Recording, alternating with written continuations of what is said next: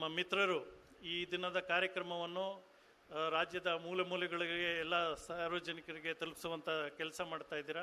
So ನಮ್ಮ ಮೀಡಿಯಾದ ಎಲ್ಲ ಆತ್ಮೀಯ ಬಾಂಧವರಿಗೂ ಸಹ ಈ ಸಂದರ್ಭದಲ್ಲಿ ಆತ್ಮೀಯ ಸ್ವಾಗತವನ್ನು ಬಯಸ್ತಾ ನನ್ನ ಮಾತನ್ನು ಮುಗಿಸ್ತೇನೆ. ಜೈ ಹಿಂದ್, ಜೈ ಕರ್ನಾಟಕ.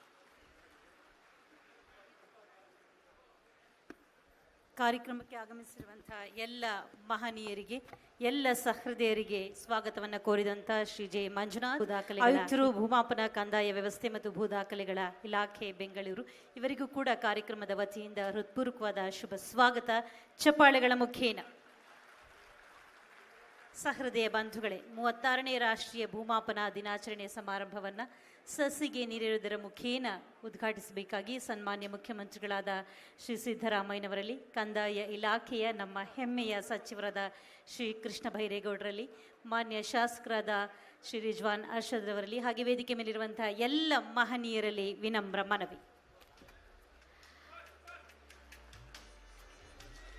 ಆತ್ಮೀಯರೇ, 36ನೇ ರಾಷ್ಟ್ರೀಯ ಭೂಮಾಪನ ದಿನಾಚರಣೆ, ಈ ಆಚರಣೆ ಎಂದರೆ ನಮಗೆಲ್ಲರಿಗೂ ಸಂಭ್ರಮ, ಸಡಗರ, ಹೆಮ್ಮೆ. ನಮ್ಮ ಸಾಧನೆಗಳನ್ನು ಮೆಲುಕು ಹಾಕುವಂತಹ ದಿನವಿದು. ಭೂಮಿಯನ್ನೇ ನಂಬಿ ಬದುಕುವಂತಹ ರೈತ ಬಾಂಧವರನ್ನು ರಕ್ಷಿಸುವಂತಹ, ನ್ಯಾಯ ಕೊಡಿಸುವಂತಹ, ನಿಖರತೆಯನ್ನು ಕಾಪಾಡಿಕೊಳ್ಳುವಂತಹ ಹೆಮ್ಮೆಯ ಇಲಾಖೆ ಇದು. ಸಾರ್ವಜನಿಕರ ಆಸ್ತಿಪಾಸ್ತಿಗಳಿಗೆ ನ್ಯಾಯವನ್ನು ಒದಗಿಸುವಂತಹ, ಸರ್ಕಾರದ ಆಸ್ತಿಪಾಸ್ತಿಗಳನ್ನು ಸಂರಕ್ಷಣೆ ಮಾಡುವಂತಹ ನಿಜದ ಕಾವಲುಗಾರ ಭೂಮಾಪನ ಕಂದಾಯ ವ್ಯವಸ್ಥೆ ಮತ್ತು ಭೂದಾಖಲೆಗಳ ಇಲಾಖೆ. 36ನೇ ರಾಷ್ಟ್ರೀಯ ಭೂಮಾಪನ ದಿನಾಚರಣೆ ಸಮಾರಂಭವನ್ನು ಸಸಿಗೆ ನೀಡುವುದರ ಮುಖೇನ ವಿದ್ಯುಕ್ತವಾಗಿ ಉದ್ಘಾಟಿಸಿದಂತಹ ಸನ್ಮಾನ್ಯ ಮುಖ್ಯಮಂತ್ರಿಗಳಿಗೆ ಹಾಗೂ ಎಲ್ಲ ಮಹನೀಯರಿಗೆ ವಂದನೆಗಳು.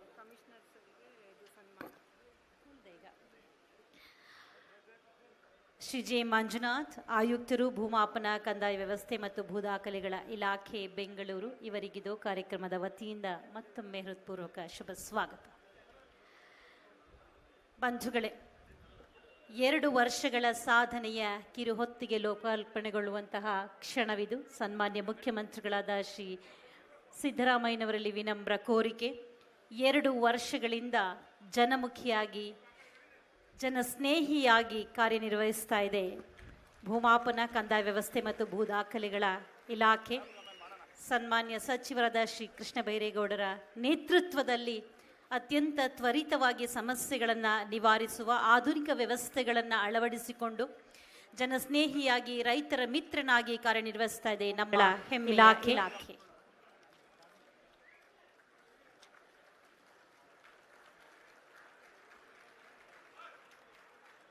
ನಮ್ಮ ಸಾಧನೆಗಳೇ ನಮಗೆ ಪ್ರೇರಕ ಶಕ್ತಿ. ರಾಜ್ಯದಾದ್ಯಂತ ಬಹುದಶಕಗಳಿಂದ ಬಾಕಿ ಇದ್ದ ಸರ್ಕಾರವು ಬಡವರಿಗೆ ಮಂಜೂರು ಮಾಡಿದ ಜಮೀನಿನ ಪೋಡಿ ದುರಸ್ತಿ ಕಾರ್ಯವನ್ನು ಸರಳೀಕೃತ ದರಖಾಸ್ತು ಪೋಡಿ ಅಭಿಯಾನ ಮುಖೇನ ಕೈಗೊಂಡು ಕೇವಲ 3 ತಿಂಗಳ ಅವಧಿಯಲ್ಲಿ ದಾಖಲೆ ಪ್ರಮಾಣದ 20,000ಕ್ಕೂ ಹೆಚ್ಚು ಫಲಾನುಭವಿಗಳಿಗೆ ಪೋಡಿ ದುರಸ್ತಿ ಕಾರ್ಯವನ್ನು ಮಾಡಿಕೊಡಲಾಗಿದೆ. ಇದು ಇಲಾಖೆಯ ಹೆಗ್ಗಳಿಕೆ. ಮಹನೀಯರೇ, 36ನೇ ರಾಷ್ಟ್ರೀಯ ಭೂಮಾಪನ ದಿನಾಚರಣೆಯ ಈ ಸುಸಂದರ್ಭದಲ್ಲಿ ಸ್ಮರಣ ಸಂಚಿಕೆ ಲೋಕಾರ್ಪಣೆಗೊಳ್ಳಲಿದೆ. ಸನ್ಮಾನ್ಯ ಮುಖ್ಯಮಂತ್ರಿಗಳ ಅಮೃತ ಹಸ್ತದಿಂದ ಸ್ಮರಣ ಸಂಚಿಕೆಯನ್ನು ಲೋಕಾರ್ಪಣೆಗೊಳಿಸಬೇಕಾಗಿ ಸನ್ಮಾನ್ಯ ಮುಖ್ಯಮಂತ್ರಿಗಳಾದ ಶ್ರೀ ಸಿದ್ದರಾಮಯ್ಯನವರಲ್ಲಿ ವಿನಯಪೂರ್ವಕ ಕೋರಿಕೆ. ನಾವೆಲ್ಲರೂ ಒಟ್ಟಾಗೋಣ, ಸಂಭ್ರಮಿಸೋಣ. ಚಪ್ಪಾಳೆಗಳ ಮುಖೇನ ಜನಾರ್ಪಣೆಗೊಂಡಿದೆ 36ನೇ ರಾಷ್ಟ್ರೀಯ ಭೂಮಾಪನ ದಿನಾಚರಣೆಯ ಸುಸಂದರ್ಭದ ಸ್ಮರಣ ಸಂಚಿಕೆ ನಿಮ್ಮೆಲ್ಲರ ಸಮ್ಮುಖದಲ್ಲಿ ಸಾಕ್ಷಿಯಲ್ಲಿ.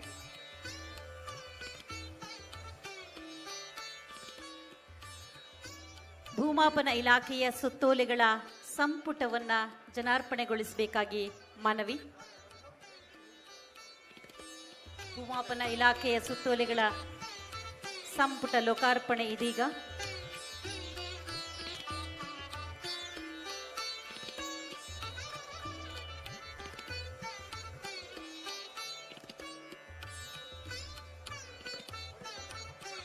ಭೂಮಾಪನ ಇಲಾಖೆಯು ಕೆಎಲ್ಆರ್ ಆಕ್ಟ್ 1964 ಮತ್ತು ರೂಲ್ಸ್ 1966 ಅಡಿ ಕ್ರಮಬದ್ಧವಾಗಿ ಅಳತೆ ಕೆಲಸವನ್ನು ನಿರ್ವಹಿಸಲು ಕಾನೂನಿನ ಚೌಕಟ್ಟಿನಲ್ಲಿ ಸಾರ್ವಜನಿಕರಿಗೆ ತ್ವರಿತವಾಗಿ ಸೇವೆ ಒದಗಿಸುವಂತಹ ನಿಟ್ಟಿನಲ್ಲಿ ಕೆಲಸ ನಿರ್ವಹಿಸಲು ಅನುಕೂಲವಾಗಲು ಹಲವಾರು ಸುತ್ತೋಲೆಗಳನ್ನು ಹೊರಡಿಸಿದೆ. ಎಲ್ಲ ಸುತ್ತೋಲೆಗಳನ್ನು ಕ್ರೋಢೀಕರಿಸಿ ಪುಸ್ತಕದ ರೂಪದಲ್ಲಿ ಹೊರತರಲಾಗಿದೆ.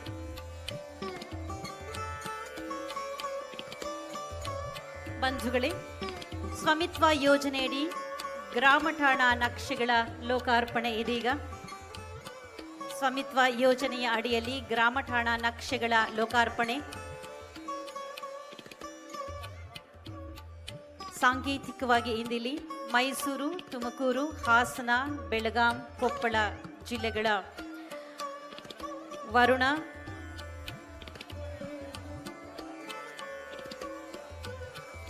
ಕತ್ತಿನಮಲ್ಲೇನಹಳ್ಳಿ, ಬನ್ನೂರು, ಲೇಬಗಿರಿ, ಚಿಕ್ಕಪಾಲನಹಳ್ಳಿ, ವರುಣ ಈ ಗ್ರಾಮಗಳ ನಕ್ಷೆಗಳು ಸ್ವಾಮಿತ್ವ ಯೋಜನೆಯ ಅಡಿಯಲ್ಲಿ ಲೋಕಾರ್ಪಣೆಗೊಳ್ಳುತ್ತಾ ಇದೆ. ಸಾಂಕೇತಿಕವಾಗಿ 5 ಜಿಲ್ಲೆಗಳ 5 ಗ್ರಾಮಗಳ ನಕ್ಷೆಗಳನ್ನು ಲೋಕಾರ್ಪಣೆಗೊಳಿಸಲಾಗ್ತಾ ಇದೆ.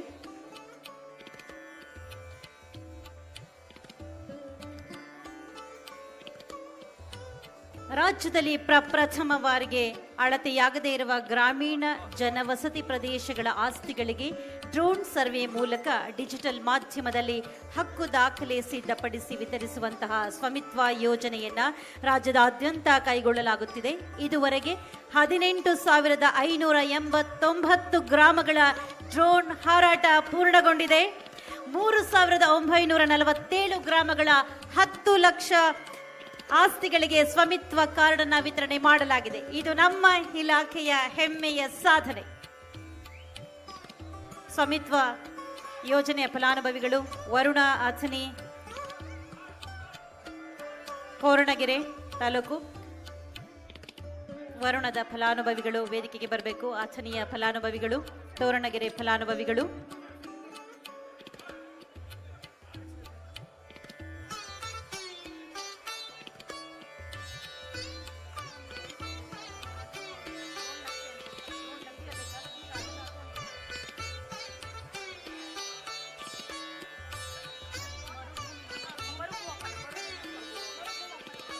ಡ್ರೋನ್ ನಕ್ಷೆ ಭೂಮಾಪನ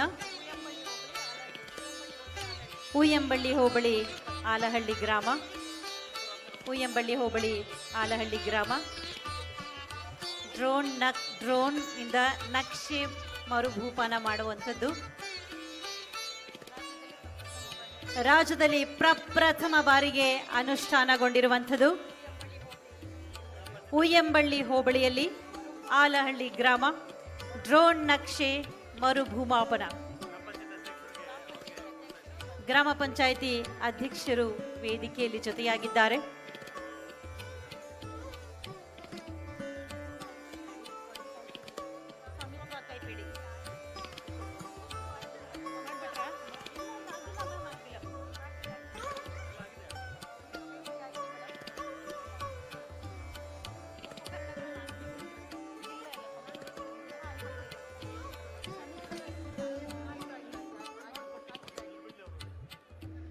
ದಯಮಾಡಿ ಸ್ವೀಕರಿಸಿದ ನಂತರ ವೇದಿಕೆಯ ಬಲಭಾಗಕ್ಕೆ ತೆರಳಿ. ಇದರ ನಂತರ ಸ್ವಾಮಿತ್ವ ಯೋಜನೆಯ ಅಡಿಯಲ್ಲಿ ಫಲಾನುಭವಿಗಳಿಗೆ ಭೂ ದಾಖಲೆಗಳನ್ನು ವಿತರಿಸಲಾಗುತ್ತೆ. ದಯಮಾಡಿ ಸಹಕರಿಸಿ.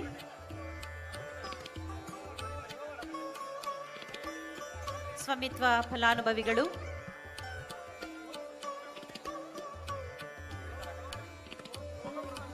ಮೈಸೂರಿನ ವರುಣ ಕ್ಷೇತ್ರದಿಂದ ಗುರುದೇವಾರಾಧ್ಯ ಬಿನ್ ನಂಜುಂಡಾರಾಧ್ಯ, ಶಂಭಯ್ಯ, ಮುದ್ದುಮಾದಯ್ಯ ಬಿನ್ ಸಣ್ಣಯ್ಯ.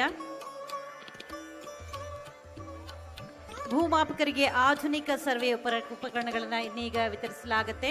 ಭೂಮಾಪಕರಿಗೆ ಆಧುನಿಕ ಸರ್ವೆ ಉಪಕರಣಗಳ ವಿತರಣೆ. ಭೂಮಾಪನ ವ್ಯವಸ್ಥೆಯನ್ನು ಇನ್ನಷ್ಟು ಸರಳ ಸುಲಭಗೊಳಿಸುವಂತಹ, ಸಮರ್ಥವಾಗಿ ನಿಭಾಯಿಸಲಿಕ್ಕೆ ಅನುವು ಮಾಡಿಕೊಡುವಂತಹ ಉಪಕರಣಗಳನ್ನು ನೀಡಲಾಗ್ತಾ ಇದೆ.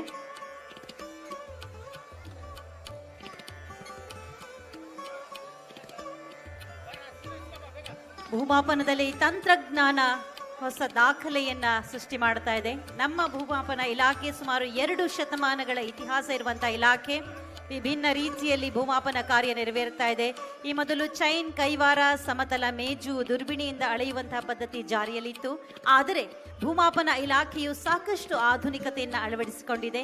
ಹಳೆಯ ಉಪಕರಣಗಳಿಂದ ಆಗ್ತಾ ಇದ್ದಂತಹ ವಿಳಂಬವನ್ನ ಕಡಿಮೆ ಮಾಡೋದಕ್ಕೆ ಆಧುನಿಕ ತಂತ್ರಜ್ಞಾನದ ಬಳಕೆಯನ್ನ ಮಾಡ್ತಾ ಇದೆ. ಸಾಂಕೇತಿಕವಾಗಿ ಇಂದಿಲ್ಲಿ ಗಣ್ಯಮಾನ್ಯರಿಂದ 10 ಮಂದಿ ಭೂಮಾಪಕರಿಗೆ ಆಧುನಿಕ ಸರ್ವೆ ಉಪಕರಣಗಳನ್ನ ವಿತರಿಸಲಾಗ್ತಾ ಇದೆ. ರೋವರ್ಗಳನ್ನ ವಿತರಣೆ ಮಾಡಲಾಗ್ತಾ ಇದೆ.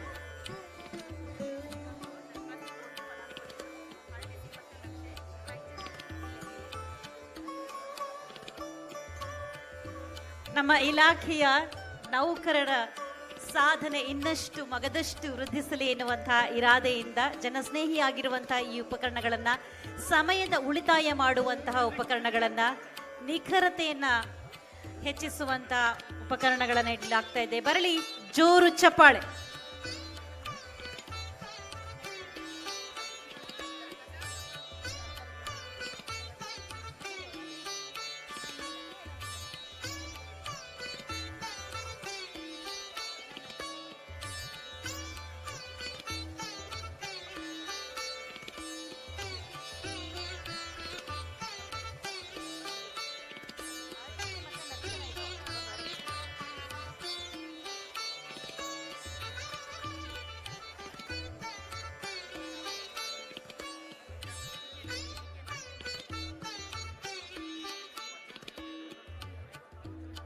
ದಯಮಾಡಿ ಫಲಾನುಭವಿಗಳು ತಮ್ಮ ತಮ್ಮ ಸ್ವಸ್ಥಾನಕ್ಕೆ ತೆರಳಬೇಕು.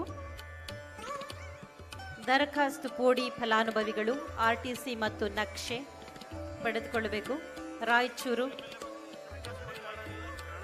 ಮೈಸೂರು, ರಾಯಚೂರು, ವಿಜಯನಗರದಿಂದ ರಾಯಚೂರು, ಮೈಸೂರು, ವಿಜಯನಗರದವರು ಸಾಂಕೇತಿಕವಾಗಿ ಇಂದಿಲ್ಲಿ ವೇದಿಕೆಗೆ ಆಗಮಿಸಿ ದರಖಾಸ್ತು ಪೋಡಿ ಫಲಾನುಭವಿಗಳು RTC ಮತ್ತು ನಕ್ಷೆನ ಸ್ವೀಕಾರ ಮಾಡಬೇಕು.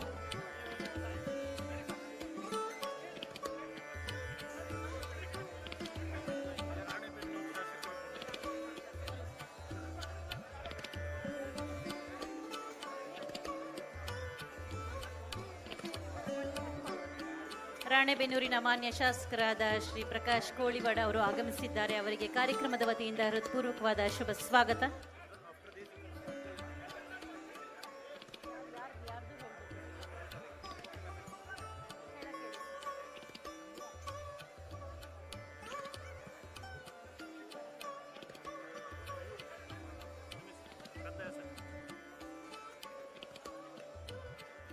ಕಂದಾಯ ಇಲಾಖೆಯಲ್ಲಿ ಸುಧಾರಣೆ ಮತ್ತು ಸಾಧನೆಯ ಪರ್ವವನ್ನು ಆರಂಭ ಮಾಡಿರುವಂತಹ ನಮ್ಮ ಹೆಮ್ಮೆಯ ಸಚಿವರಾದ ಮಾನ್ಯ ಶ್ರೀ ಕೃಷ್ಣ ಬೈರೇಗೌಡರನ್ನ ಅವರ ಅಭಿಮತಕ್ಕಾಗಿ ಬರಮಾಡಿಕೊಳ್ಳೋಣ ಬಂಧುಗಳೇ. ಬರಲಿ ಜೋರು ಚಪ್ಪಾಳೆಗಳ ಶುಭ ಸ್ವಾಗತ ಶ್ರೀ ಕೃಷ್ಣ ಬೈರೇಗೌಡರು.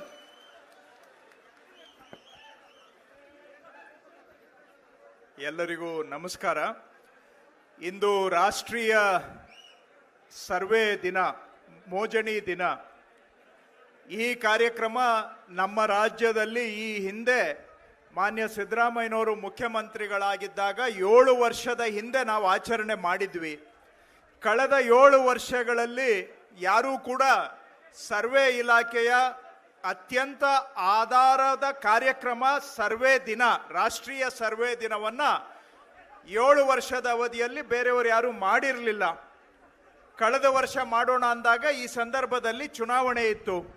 ಹಾಗಾಗಿ ಈ ವರ್ಷ ಮತ್ತೆ ಅದೇ ಮಾನ್ಯ ಮುಖ್ಯಮಂತ್ರಿಗಳಾದಂಥ ಸಿದ್ದರಾಮಯ್ಯನವರ ನೇತೃತ್ವದಲ್ಲಿ 36ನೇ ರಾಷ್ಟ್ರೀಯ ಸರ್ವೆ ದಿನವನ್ನು ನಾವು ನೀವೆಲ್ಲರೂ ಸೇರಿ ಬಹಳ ಹಬ್ಬದ ವಾತಾವರಣ. ಇವತ್ತು ನಮ್ಮ ಸರ್ವೆ ಇಲಾಖೆ ಅಧಿಕಾರಿಗಳಷ್ಟೇ ಅಲ್ಲ, ಅವರ ಪತಿ ಪತ್ನಿ ಸಮೇತರಾಗಿ ಮಕ್ಕಳ ಸಮೇತವಾಗಿ ಒಂದು ಹಬ್ಬದ ರೀತಿಯಲ್ಲಿ ಆಚರಣೆ ಮಾಡ್ತಾ ಇರ್ತಕ್ಕಂಥ ಈ ಕಾರ್ಯಕ್ರಮನ ಉದ್ಘಾಟನೆ ಮಾಡಲಿಕ್ಕೆ ನಾಡಿನ ಜನಪ್ರಿಯ ಮುಖ್ಯಮಂತ್ರಿಗಳು ಹಾಗೂ ಏಕೈಕ ಜನಪರ ನಾಯಕ ಅಂತ ನಾವು ಹೇಳ್ಬಹುದು ಇವತ್ತು ಕರ್ನಾಟಕದಲ್ಲಿ, ಮತ್ತು ಅದರಲ್ಲೂ ವಿಶೇಷವಾಗಿ ರೈತಾಪಿ ವರ್ಗ, ವ್ಯವಸಾಯ ಮಾಡ್ತಕ್ಕಂತಹ ಜನ, ಹಳ್ಳಿಯ ಜನ, ಅವರು ಹಿಂದುಳಿದವ್ರದ್ದು ವರ್ಗದವರು ಇರಬಹುದು, ಮುಂದುವರೆದ ವರ್ಗದವರು ಇರಬಹುದು, ಅಥವಾ ದಲಿತ ವರ್ಗದವರು ಇರಬಹುದು, ಯಾರೇ ಆಗಲಿ ರೈತರ ಕೆಲಸ ನಮ್ಮ ಸರ್ಕಾರದ ಮೊದಲ ಆದ್ಯತೆ ಅನ್ನುವಂತಹ ವಿಷಯವನ್ನ ಸದಾಕಾಲ ನಮಗೆ ಸ್ಪಷ್ಟಪಡಿಸಿರ್ತಕ್ಕಂತಹ ನಮ್ಮ ಮುಖ್ಯಮಂತ್ರಿಗಳಾದಂಥ ಮಾನ್ಯ ಸಿದ್ದರಾಮಯ್ಯನವರು ಬಂದು 7 ವರ್ಷಗಳ ನಂತರ ಈ ಸರ್ವೆ ಇಲಾಖೆಯ ಮೂಲ ಕಾರ್ಯಕ್ರಮ ಸರ್ವೆ ದಿನವನ್ನ ಇಂದು ಉದ್ಘಾಟನೆ ಮಾಡಿದ್ದಾರೆ. ನಮ್ಮ ಸಂಪೂರ್ಣ ಸರ್ವೆ ಇಲಾಖೆ ಪರವಾಗಿ ಅವರಿಗೆ ನಾನು ಧನ್ಯವಾದಗಳನ್ನು ಮೊದಲಿಗೆ ಸಮರ್ಪಣೆ ಮಾಡಲಿಕ್ಕೆ ಬಯಸ್ತೇನೆ. ಕಾರ್ಯಕ್ರಮದ ಅಧ್ಯಕ್ಷತೆಯನ್ನ ಮಾನ್ಯ ಸ್ಥಳೀಯ ಶಾಸಕರು ಮಾನ್ಯ ರಿಜ್ವಾನ್ ಅರ್ಷದ್ ರವರು ವಹಿಸಿಕೊಂಡು ನಮ್ಮ ಎಲ್ಲ ಇಲಾಖೆಯ ಕಾರ್ಯಕ್ರಮಗಳಿಗೆ ಸದಾಕಾಲ ನಮ್ಮ ಜೊತೆಗೆ ಇದ್ದಾರೆ. ಅವರಿಗೂ ನಾನು ಧನ್ಯವಾದ ಹಾಗೂ ಸ್ವಾಗತ. ಮಾನ್ಯ ಮುಖ್ಯಮಂತ್ರಿಗಳ ರಾಜಕೀಯ ಕಾರ್ಯದರ್ಶಿಗಳು, ವಿಧಾನ ಪರಿಷತ್ನ ಸದಸ್ಯರು, ನಮಗೆ ಆತ್ಮೀಯರು ಆದಂತೆ ಮಾನ್ಯ ನಜೀರ್ ಅಹಮದ್ ರವರು, ಹಾಗೇನೆ ನಮ್ಮ ಸರ್ಕಾರದ ಮುಖ್ಯ ಸಚೇತಕರು, ವಿಧಾನಸಭೆಯಲ್ಲಿ ಆತ್ಮೀಯ ಸ್ನೇಹಿತರು, ಶಾಸಕರಾದಂಥ ಅಶೋಕ್ ಪಟ್ಟಣ್ರವರು ನಮ್ಮ ಇಲಾಖೆಯ ಕಾರ್ಯಕ್ರಮದ ಬಗ್ಗೆ ವಿಶೇಷ ಮುತುವರ್ಜಿಯನ್ನು ವಹಿಸಿ ಅವರು ಕೂಡ ಇಂದು ಬಂದು ಈ ಕಾರ್ಯಕ್ರಮದಲ್ಲಿ ಭಾಗವಹಿಸಿ ನಮ್ಮ ಇಲಾಖೆಯ ಎಲ್ಲ ಕಾರ್ಯಕ್ರಮಗಳಿಗೆ ಪ್ರೋತ್ಸಾಹವನ್ನು ಕೊಡ್ತಾ ಇದ್ದಾರೆ. ಅವರಿಗೂ ನನ್ನ ಧನ್ಯವಾದಗಳು. ಮತ್ತೊಬ್ಬ ಶಾಸಕರು, ನನ್ನ ಆತ್ಮೀಯ ಸ್ನೇಹಿತರು ಪ್ರಕಾಶ್ ಕೋಳಿವಾಡ್ರವರು ಉಪಸ್ಥಿತರಿದ್ದಾರೆ. ಇಲಾಖೆಯ ಕಾರ್ಯದರ್ಶಿಗಳು ಶ್ರೀಮಾನ್ ಕಟಾರಿಯಾರವರು, ಆಯುಕ್ತರು ಮಂಜುನಾಥ್ರವರು, ನೌಕರರ ಸಂಘದ ಅಧ್ಯಕ್ಷರು ಷಡಾಕ್ಷರಿಯವರು, ನಮ್ಮ ಇಲಾಖೆ ಎಲ್ಲ ಹಿರಿಯ ಅಧಿಕಾರಿಗಳು ಇದ್ದಾರೆ. ನೌಕರರ ಸಂಘ, ಸರ್ವೆ ಇಲಾಖೆ ನೌಕರರ ಸಂಘದ ಅಧ್ಯಕ್ಷರು ಮತ್ತು ಎಲ್ಲ ಪದಾಧಿಕಾರಿಗಳು, ಬರೀ ಇದು ಇಲಾಖೆ ಮಾಡ್ತಾ ಇರೋದಲ್ಲ, ಇಲಾಖೆಯ ನೌಕರರ ಸಂಘದವರು ಸಹ ಸೇರ್ಕೊಂಡು ಇವತ್ತು ಸರ್ವೆ ಇಲಾಖೆ ಕಾರ್ಯಕ್ರಮವನ್ನು ನಾವು ಮಾಡ್ತಾ ಇದ್ದೇವೆ. ಅವರಿಗೂ ನನ್ನ ಧನ್ಯವಾದಗಳು. ಹಾಗೂ ನಮ್ಮ ಸರ್ವೆ ಇಲಾಖೆಯ ಸಿಬ್ಬಂದಿಗಳು, ಆಯುಕ್ತರಿಂದ ಹಿಡಿದು ಕೊನೆ ಬಾಂಧು ಜವಾನರವರೆಗೆ ಎಲ್ಲರೂ ಕೂಡ ತಾವು ರಾಜ್ಯದ ಮೂಲೆ ಮೂಲೆಯಿಂದ ಬಂದು ಭಾಗವಹಿಸಿದ್ದೀರಾ. ಈ ಹಬ್ಬದ ರೀತಿಯಲ್ಲಿ ವಿಧಾನಸೌಧದ ಮೆಟ್ಟಿಲಿನ ಮೇಲೆ ಕೆಂಗಲ್ ಹನುಮಂತನವರು ಕಟ್ಟಿದ ಪ್ರಜಾಸೌಧ ಇದು ವಿಧಾನಸೌಧ, ಇದರ ಮುಂದೆ ಬಂದು ಸರ್ವೆ ಇಲಾಖೆಯ ಹಬ್ಬವನ್ನು ಆಚರಿಸಲಿಕ್ಕೆ ತಾವೆಲ್ಲರೂ ಬಂದಿದ್ದೀರಾ. ತಮಗೆಲ್ಲರಿಗೂ ಕೂಡ ನನ್ನ ಧನ್ಯವಾದಗಳು ಹಾಗೂ ಸ್ವಾಗತ. ಹಾಗೆ ಸುದ್ದಿ ಮಾಧ್ಯಮದ ಸ್ನೇಹಿತರು ಬಂದಿದ್ದಾರೆ, ಅವರಿಗೂ ನನ್ನ ಧನ್ಯವಾದ. ಸ್ನೇಹಿತರೆ, ಈ ಏಪ್ರಿಲ್ 10 ಪ್ರತಿ ವರ್ಷ ರಾಷ್ಟ್ರೀಯ ಸರ್ವೆ ದಿನ. 1802ನೇ ಇಸ್ವಿಯಲ್ಲಿ ಆವತ್ತು, ಅದಕ್ಕೆ ಹಿಂದೆನೂ ಕೂಡ ಸರ್ವೆ ನಡೆದಿತ್ತು. ಆದರೆ ವೈಜ್ಞಾನಿಕವಾಗಿ ಸರ್ವೆ ಕೆಲಸವನ್ನ ಮಾಡಬೇಕು ಅಂತೇಳಿ ಕನ್ಯಾಕುಮಾರಿ, ಅಂದ್ರೆ ಆವತ್ತಿನ ದಿನ ಕೇಪ್ ಕೊಮರಿನ್ ಅಂತ ಇದ್ರು, ಅಲ್ಲಿಂದ ಬೆಂಗಳೂರಿನವರೆಗೆ ಸರ್ವೆ ಮಾಡ್ತಕ್ಕಂಥ ಕೆಲಸ ಏಪ್ರಿಲ್ 10, 1802ನೇ ಇಸವಿಯಲ್ಲಿ ಆರಂಭ ಆದಂತಹದ್ದು. ಅದೇ ಇವತ್ತು ಭಾರತ ದೇಶ, ಭೂತಾನ, ಬಾಂಗ್ಲಾದೇಶ, ನೇಪಾಳ, ಪಾಕಿಸ್ತಾನ ಇಷ್ಟೂ ದೇಶಗಳಿಗೆ ಮೂಲ ಸರ್ವೆ ಯಾವುದು ಅಂತ ಹೇಳಿದ್ರೆ ಇದೇ ದಿನ 1802ನೇ ಇಸ್ವಿಯಲ್ಲಿ ಆರಂಭವಾದಂತಹ ಟ್ರಿಗ್ನೋಮೆಟ್ರಿಕಲ್ ಸರ್ವೆ ಏನಿದೆ, ಕನ್ಯಾಕುಮಾರಿಯಿಂದ ಬೆಂಗಳೂರುವರೆಗೆ ಮಾಡಿದ್ದು, ಅದೇ ನಮ್ಮ ಭಾರತದ ಸರ್ವೆಗೆ ಅಡಿಪಾಯ. ಅದರ ಪ್ರಯುಕ್ತ ಈ ದಿನವನ್ನು ನಾವು ರಾಷ್ಟ್ರೀಯ ಸರ್ವೆ ದಿನವನ್ನಾಗಿ ಆಚರಣೆ ಮಾಡ್ತಾ ಬಂದಿದ್ದೇವೆ. ಯಾಕೆ ಅಂದ್ರೆ ಈ ಭಾರತ ಉಪಖಂಡ, ದಕ್ಷಿಣ ಏಷ್ಯಾ ಏನಿದೆ, ಇದರ ಮೂಲ ಸರ್ವೆ, ವೈಜ್ಞಾನಿಕ ಸರ್ವೆ ಆರಂಭ ಆಗಿದ್ದು ಇವತ್ತಿನ ದಿನ 1802ನೇ ಇಸ್ವಿಯಲ್ಲಿ.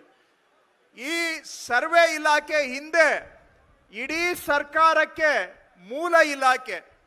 ನೀವು ಬ್ರಿಟಿಷರ ಕಾಲದಲ್ಲಿ ನೋಡಿದ್ರೆ ಸರ್ವೆ ಅಂಡ್ ಸೆಟಲ್ಮೆಂಟ್ ಡಿಪಾರ್ಟ್ಮೆಂಟ್ ಅಂತ ಕರೀತಾರೆ ಇದನ್ನ, ಜೊತೆಗೆ ಲ್ಯಾಂಡ್ ರೆಕಾರ್ಡ್ಸ್ ಡಿಪಾರ್ಟ್ಮೆಂಟ್ ಕೂಡ. ಯಾಕೆ ಅಂದ್ರೆ ಯಾವುದೇ ಒಂದು ಭೂಮಿ ಇದ್ರೂ ಕೂಡ ಆ ಭೂಮಿಗೆ ಒಂದು ಹೆಸರಿಡ್ತಕ್ಕಂಥದ್ದು, ಭೂಮಿಯನ್ನ ಅಸ್ತಿತ್ವಕ್ಕೆ ತರ್ತಕ್ಕಂಥದ್ದು. ದಾಖಲೆಯಲ್ಲಿ ಒಂದು ಭೂಮಿಗೆ ದಾಖಲೆಯಲ್ಲಿ ಜನ್ಮ ಕೊಡ್ತಕ್ಕಂಥ ಇಲಾಖೆ ಯಾವುದು ಅಂದ್ರೆ ಅದು ಸರ್ವೆ ಇಲಾಖೆ. ಅದನ್ನ ಸೆಟಲ್ಮೆಂಟ್ ಆಗಿದೆ ಅಂತ ಘೋಷಣೆ ಮಾಡಿದಾಗ ಮಾತ್ರ ಆ ಜಮೀನಿಗೆ ಒಂದು ಅಸ್ತಿತ್ವ ಬರುತ್ತೆ. ಹಾಗಾಗಿ ಇದನ್ನ ಸರ್ವೆ ಅಂಡ್ ಸೆಟಲ್ಮೆಂಟ್ ಡಿಪಾರ್ಟ್ಮೆಂಟ್ ಅಂತ ಕರೀತಾರೆ. ಹಾಗಾಗಿ ಬ್ರಿಟಿಷರ ಆಡಳಿತದಲ್ಲಿ ಇಡೀ ಆಡಳಿತ ವ್ಯವಸ್ಥೆಗೆ ಅಡಿಪಾಯ ಹಾಕೊಟ್ಟಂತಹ ಇಲಾಖೆ, ಮೂಲ ಇಲಾಖೆ ಅಂತ ಹೇಳಿದ್ರೆ ಅದು ಸರ್ವೆ ಇಲಾಖೆ. ಸೊ ಅಂದಿನಿಂದ ಇಂದಿನವರೆಗೆ ಜಮೀನು ಇರಬಹುದು, ಭೂಸ್ವಾಧೀನ ಇರಬಹುದು, ರಸ್ತೆ ಮಾಡುವಂತಹದ್ದಿರಬಹುದು, ಜಲಾಶಯ ಕಟ್ಟೋದಿರಬಹುದು, ನೀರಾವರಿ ಯೋಜನೆ ಇರಬಹುದು, ಒಂದು ಇಂಡಸ್ಟ್ರಿಯಲ್ ಏರಿಯಾ ಇರಬಹುದು, ಅಥವಾ ನಗರ ಪ್ರದೇಶ ಬಡಾವಣೆ ಮಾಡುವಂತಹದ್ದು ಇರಬಹುದು. ಈ ಯಾವುದೇ ಕೆಲಸ ಆಗಬೇಕಾದರೂ ಕೂಡ ಸರ್ವೆ ಇಲಾಖೆಯವರು ಸ್ಕೆಚ್ ಮಾಡಿಕೊಟ್ಟ ನಂತರ ಮಾತ್ರ ಕೆಲಸಗಳನ್ನ ಮಾಡಲಿಕ್ಕೆ ಸಾಧ್ಯ. ಹಾಗಾಗಿ ಪುರಾತನ ಕಾಲದಲ್ಲಿ ಕೇವಲ ಕೃಷಿ ಅವಲಂಬನೆಯಿಂದ ಹಿಡಿದು 21ನೇ ಶತಮಾನದ ಆಧುನಿಕ ಅರ್ಥವ್ಯವಸ್ಥೆಗೂ ಕೂಡ ಅಡಿಪಾಯ ಇವತ್ತು ಸರ್ವೆ ಇಲಾಖೆ ಆ ಕೆಲಸವನ್ನ ಮಾಡ್ತಾ ಇದೆ. ಹಾಗಾಗಿ ಇಂತಹ ಕೆಲಸ ಕಾಲ ಬದಲಾದಾಗೆ ಜವಾಬ್ದಾರಿಗಳು ಕೂಡ ಹೆಚ್ಚಾಗಿದ್ದಾವೆ. ಕಾಲ ಬದಲಾವಣೆ ಆದ ಹಾಗೆ ಕೆಲಸದ ಮಹತ್ವನೂ ಜಾಸ್ತಿ ಆಗಿದೆ, ಕೆಲಸದ ಒತ್ತಡನೂ ಜಾಸ್ತಿ ಆಗಿದೆ. ಹಿಂದೆ ಕೆಲವು ಬ್ರಿಟಿಷ್ ಪ್ರಾಂತ್ಯದಲ್ಲಿ, ಮದ್ರಾಸ್ ಪ್ರಾಂತ್ಯದಲ್ಲಿ ಮಾತ್ರ ಮತ್ತು ಬಾಂಬೆ ಪ್ರಾಂತ್ಯದಲ್ಲಿ ಮಾತ್ರ ಸಿಟಿ ಸರ್ವೆ ಮಾಡಿದ್ರು. ಆದರೆ ಬೇರೆ ಪ್ರದೇಶದಲ್ಲಿ, ನಮ್ಮ ಮೈಸೂರು ರಾಜ ಪ್ರಾಂತ್ಯದಲ್ಲಿ ಆಗಲಿ ಅಥವಾ ಹೈದರಾಬಾದ್ ಭಾಗದಲ್ಲಿ ಆಗಲಿ, ಬೇರೆ ಭಾಗಗಳಲ್ಲಿ ನಾವು ಗ್ರಾಮ ಠಾಣವನ್ನ, ನಗರ ಪ್ರದೇಶವನ್ನ ಸರ್ವೆ ಮಾಡಿರಲಿಲ್ಲ ಇಲ್ಲಿವರೆಗೆ. ಆದರೆ ಇವತ್ತು ನಗರೀಕರಣ ಹೆಚ್ಚು ಆಗ್ತಾ ಇದೆ, ವಸತಿ ಪ್ರದೇಶಗಳು ಹೆಚ್ಚು ಆಗ್ತಾ ಇದ್ದಾವೆ. ಅಲ್ಲಿನೂ ಕೂಡ ಜನ ನೆಮ್ಮದಿಯಿಂದ ಜೀವನ ಮಾಡಬೇಕಾದ್ರೆ ಅವರ ನಿವೇಶನಗಳಿಗೂ ಕೂಡ ಸರ್ವೆ ಸ್ಕೆಚ್ ಆಗ್ತಕ್ಕಂಥದ್ದು ಅತಿ ಅವಶ್ಯಕ ಅಂತೇಳಿ 21ನೇ ಶತಮಾನದ ಅವಶ್ಯಕತೆಯನ್ನ ಅರ್ಥ ಮಾಡಿಕೊಂಡು ನಾವು ಈಗ ಸ್ವಾಮಿತ್ವ ಯೋಜನೆಯನ್ನು ಆರಂಭ ಮಾಡಿ ಅದರ ಅಡಿಯಲ್ಲಿ ಗ್ರಾಮ ಠಾಣವನ್ನ ಕರ್ನಾಟಕದಲ್ಲಿ ಮೊದಲನೇ ಬಾರಿಗೆ ಸರ್ವೆ ಮಾಡ್ತಕ್ಕಂಥ ಕೆಲಸನೂ ಕೂಡ ನಾವು ಮಾಡ್ತಾ ಇದ್ದೇವೆ. ಅದರ ಜೊತೆಗೆ ಕರ್ನಾಟಕದಲ್ಲಿ ಈಗಾಗಲೇ ಅರ್ಬನ್ ಪ್ರಾಪರ್ಟಿ ರೆಕಾರ್ಡ್ಸ್ ಕಾರ್ಯಕ್ರಮವನ್ನು ಆರಂಭ ಮಾಡಿ UPOR ಕಾರ್ಯಕ್ರಮವನ್ನ ಕರ್ನಾಟಕದ ಮಾದರಿಯನ್ನೇ ಕೇಂದ್ರ ಸರ್ಕಾರದವರು ಕೂಡ ನಮ್ಮಿಂದ ಎಲ್ಲಾ ದಾಖಲೆಗಳನ್ನ ತರಿಸ್ಕೊಂಡು ಈಗ ಒಂದು 4 ತಿಂಗಳ ಹಿಂದೆ ನಕ್ಷಾ ಅಂತ ಒಂದು ಕಾರ್ಯಕ್ರಮವನ್ನು ಆರಂಭ ಮಾಡಿದ್ದಾರೆ. ಕರ್ನಾಟಕದ ಉದಾಹರಣೆಯನ್ನ ಆಧಾರವಾಗಿ ಇಟ್ಟುಕೊಂಡು ನಕ್ಷಾ ಕಾರ್ಯಕ್ರಮವನ್ನ ದೇಶಾದ್ಯಂತ ಅವರು ಪ್ರಸರಿಸಿ ನಮ್ಮ ರಾಜ್ಯದಲ್ಲೂ ಕೂಡ 10 ಪಟ್ಟಣ ಪಂಚಾಯಿತಿ ನಗರಸಭೆಗಳನ್ನು ಆಯ್ಕೆ ಮಾಡಿಕೊಂಡು ನಗರಸಭೆಗಳನ್ನು ಕೂಡ ಸರ್ವೆ ಮಾಡುವಂತ ಕಾರ್ಯ ಕರ್ನಾಟಕದ ಸರ್ವೆ ಇಲಾಖೆ ಈಗ ಕಳೆದ 3 ತಿಂಗಳಿಂದ ನಾವು ಆರಂಭ ಮಾಡಿದ್ದೇವೆ.